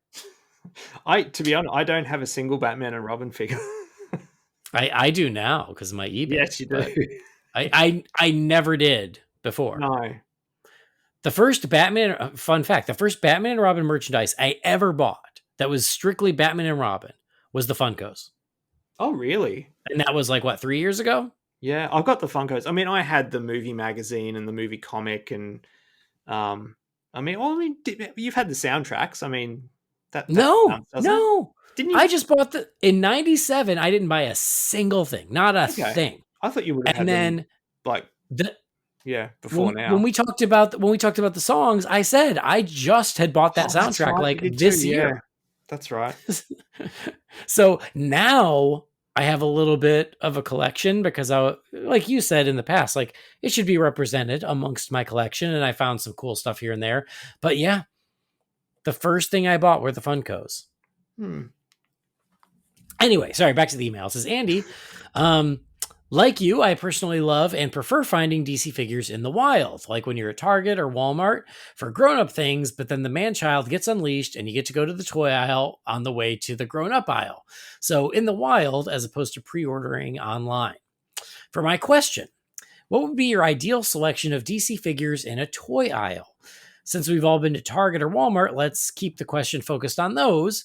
But what characters would you want to see with the size, the scale, mystery figures, etc.? Off the top of my head, I'd love a steady diet of Batman the Animated Series from McFarlane. They just put out a great Condiment King Build-A-Figure line with DC Direct, and they look great. Then I'd have a full Superpowers Aqua line, since I already have Aquaman from that line, and the new Manta just dropped, and he looks incredible. Then, for smaller scale, like 4 inches and under, I really wish Spin Master would step up their game and stop just repainting the same molds from 2020. Finally, speaking of Spin Masters, I really miss the 2-inch mystery Batman line, and I think Funko and other companies should always be making some DC mystery figs. Keep the Battle Lanterns lit and the pegs stocked, Benjamin David. All right, Benjamin, thank you. You gave this a lot of thought. I don't know if I have that many options, but I like where your head's at. I like all that. But, Brendan, let's say it's a toy aisle. It's all DC. What do you want to see? I'd like to see what they've been doing lately with the Ninja Turtle line, which is just re-releasing the stuff from when we were kids. So I'd like that. I mean, even the real Ghostbusters have had, they're getting re-released the last couple of years.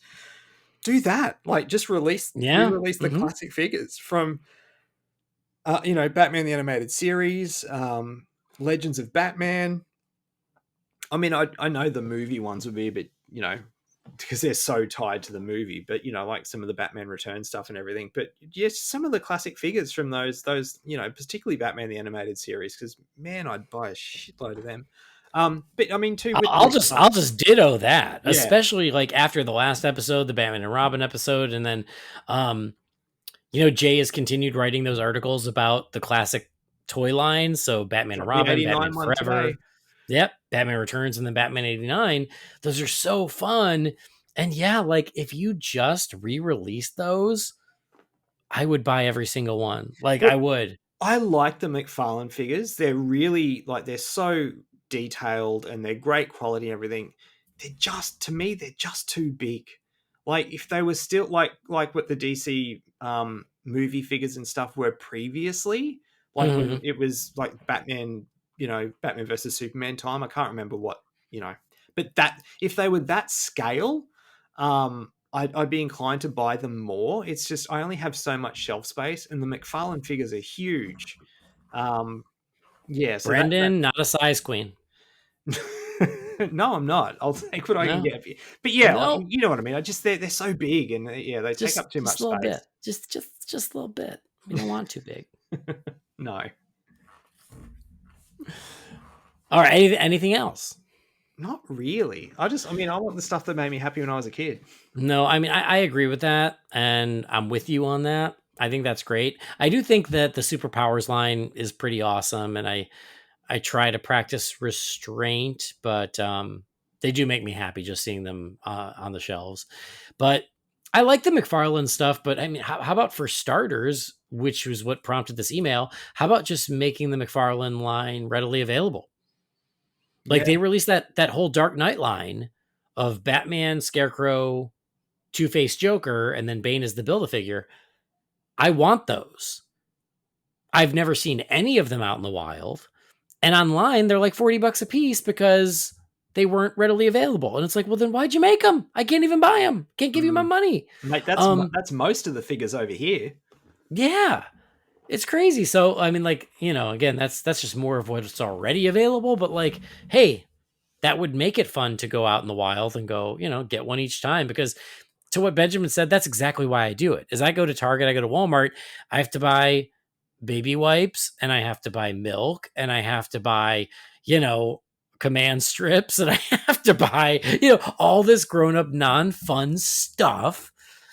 So yeah, you cruise down the toy aisle, and you can, if you're lucky, you find something fun, and it's like, well, then I get to buy this one little fun thing.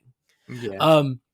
And that's why it is fun. But yeah, I want to be able to see the stuff. But I guess in a perfect world, I love what you said, re-release the classic stuff. As far as new stuff, I mean, like McFarlane's got the new Batman and Robin figures coming out. I would love them to do a line like that for all of the classic Batman movies. Yes. They did they did the Dark Knight trilogy. They're doing Batman and Robin. Do them all, because you're gonna get me. Like I'm gonna do it all.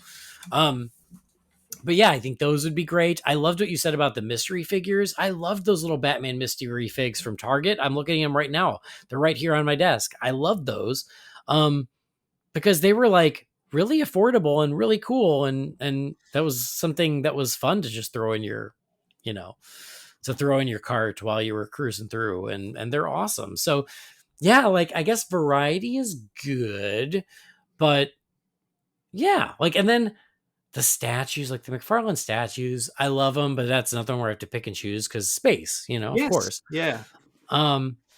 But sometimes you can't resist, like, the Keaton one from The Flash. There's no way I was not getting that. Yeah. And so if you give me one that I can't say no to, I will find the space, I guess is the point. So, well, it's like the Funko Pops. Like I've got all the Batman Forever and Batman and Robin ones. Like, I would gladly put them in a cupboard, box them up and put them in a cupboard if I could get proper action figures of all those characters. Mm-hmm. Yeah.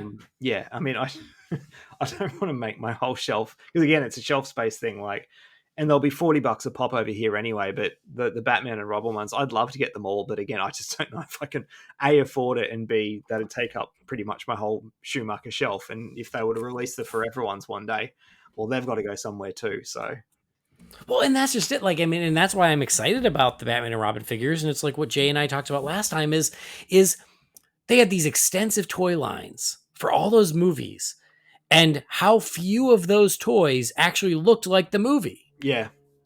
And that's ridiculous. But if you give me a great figure of all those characters that look like they stepped right out of the movie, I'm going to buy them for Batman, Batman Returns, Batman Forever, and Batman and Robin, and the Dark Knight trilogy for that matter, So, the newer ones like BVS and the Batman, we did get those. So like those, It's less of an issue. Like, as if I want those, I can really get those. But yeah, for those older ones, I hope that this is just step one, because I shouldn't be buying more toys, but I still am buying more toys because they're just fun. It's strange that they're doing a Batman and Robin line and like I know, starting at the start. Right. Completely agree. So random, but that's one because I missed out on the Batman 6-pack, which I'm still sad about, and I still check to see if it's going to pop up, but I missed out on that. Which is a bummer because that was so cool. Again, but another thing that McFarlane made that was like not readily available, and now I can get it if I want to pay twice as much, but I don't want to pay twice as much. Yeah. So I missed out on that. And then the Dark Knight collection, I missed out on that. Again, unless I want to pay twice as much. So now I'm keeping an eye on the Batman and Robin pre-order, and hopefully I'll be able to get those. Yeah. I mean, at the end of the day, if I could only get one of those, it'd be a Robin, just because they didn't release Chris O'Donnell Funko Pops. Yeah. I know I've talked about it before, but that just gives me the absolute shits. It's like you've released Me too. every other character. Or that, I mean, I didn't do Batgirl either, but for Batman and Robin, it's like, what the hell, guys? Like, especially that one, the movie's called Batman and Robin. But if they release a Batman Forever series, like, again, I've already got a really nice Kilmer action figure from the last lot that they did before McFarlane. I do have that one, and that one is cool. A lot, and he's standing right next to the Danny DeVito Penguin, which is also great. Yeah, that's the same line. Yeah, those two are awesome. I would want, my choice would be, again, the Chris O'Donnell. Like, I love that Robin suit from that movie, and he needs to be on my shelf. I've got the little one from the Guardians of Gotham pack, but yeah, I want a cool Chris O'Donnell Robin figure. Yep. That's why I have the Chris O'Donnell Robin statue. Yeah. Is because he's in the movie costume, and he looks really good. So, but yeah, I mean, we talked a little. I mean, I think we mentioned it maybe on the last episode about how so few of the merch had the real Robin suit because they changed it kind of late in production. Yeah. So at that point, everything was already moving forward. But I got that statue right here looking at me. So anyway, sorry, we went off on another toy tangent, didn't we? We can do that. It's because you were so sad about missing the last one that you're like, well, guess what? Now I'm talking toys. You ain't gonna stop me. Oh look, I was okay. I mean, it would have been fun to join in, but I didn't take it to heart or anything. It was fun. It was. Yeah. It was great. And I don't. Well, good. I'm glad. I don't know if we answered Benjamin's question. I think we kind of did. To get like, yeah, our answers were in there, but yeah, yeah. One last thing, and I swear we're gonna wrap up. We talked about. Oh my god, I'm trying to remember. Oh, I think it was when I did the commercial episode with Michael and Scott. Because the commercial that Scott chose was for the Superpowers collection. Yes. And it was the commercial with Batman and Robin in the Superpowers Batmobile. And we talked about it, and I talked about how much I loved that Batmobile and how I was super sad that I never had that Batmobile. And I even did a little eBay searching while we talked, but I didn't pull the trigger because, I think to get a nice one, it was expensive, but you could get like a beat up one for cheap, but I didn't really want it. But anyway, my point is it was one of those things like as a kid, it was like one of my holy grails of like the Superpowers Batmobile with Batman and Robin. And now, thanks to McFarlane Toys, they released a new version. Now, it is a slightly different design. It's a little wavier. It's not quite as angular, but it's still very much in the spirit of it. So I bought it. Of course you did. And then they released a Batman and Robin that are like Superpowers colored, although Robin is Tim Drake. It's like a Tim Drake Robin, but painted like the classic Dick Grayson Robin. And so those I also were like bought up immediately. So I had to order them special and they're still not shipped. But point is they will be coming in the next few weeks. So after 40 years, I'm going to finally have a version of Superpowers Batman and Robin and the Batmobile, and that will make me happy. Well, your happiness is what's most important to me in life. Well, good. I appreciate that. Thank you for that. God, I wish I had a disposable income like you to buy all this cool shit. Oh, I don't. I'm just irresponsible. Harley's fed. She's got diapers, so we're doing okay. Everything else is gravy. Everything else is gravy, exactly. I mean, Catherine coined the term, though. This Halloween, we're not house poor, we're pumpkin poor. Because the amount of shit we bought for Halloween this year is obscene. And both of us, we're both completely guilty, but we wanted to be that house, and now we're that house. But you only need to buy it once. That's a good thing, yes. And now you've got it. You can use it every year. Well, as long as it holds out.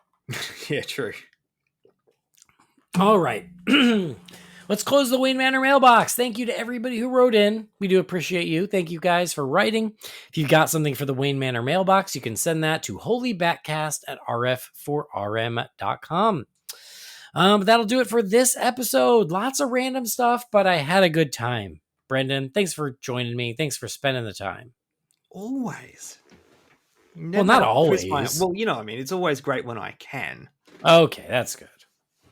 It's got to still, it keeps it special. Also, yeah.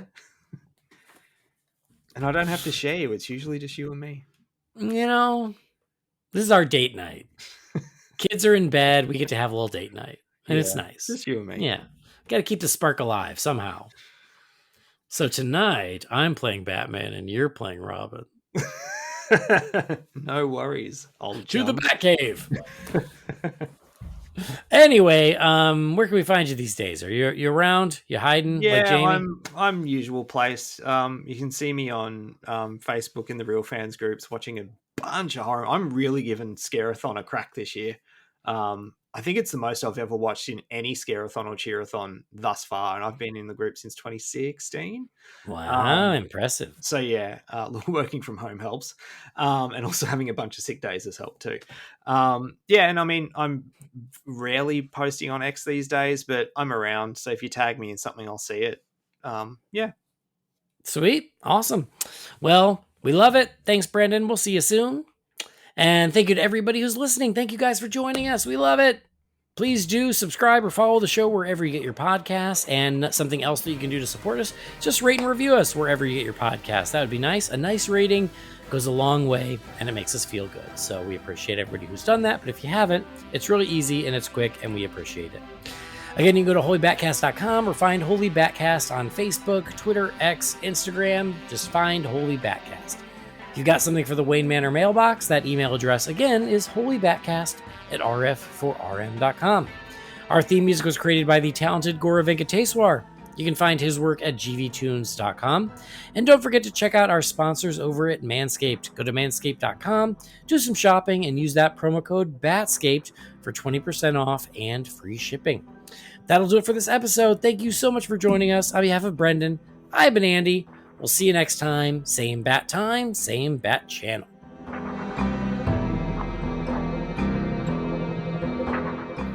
Holy BatCast is not affiliated with Warner Brothers or DC Entertainment. The views and opinions shared by the participants are theirs and theirs alone and do not represent the companies or organizations they happen to work for.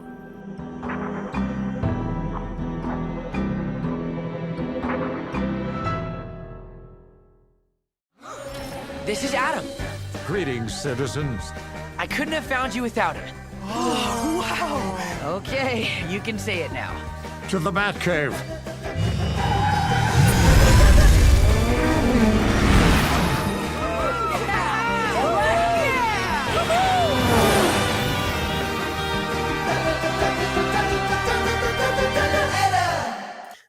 Oh crap, I just closed my browser. I guess I was so over it that I closed my browser and all my stuff is gone now. Crap. Oh my god, what was I doing? It's www.pornhub. Oh, yeah, that's the one. That's the one. Crap. I'm gonna edit this out now. Damn it.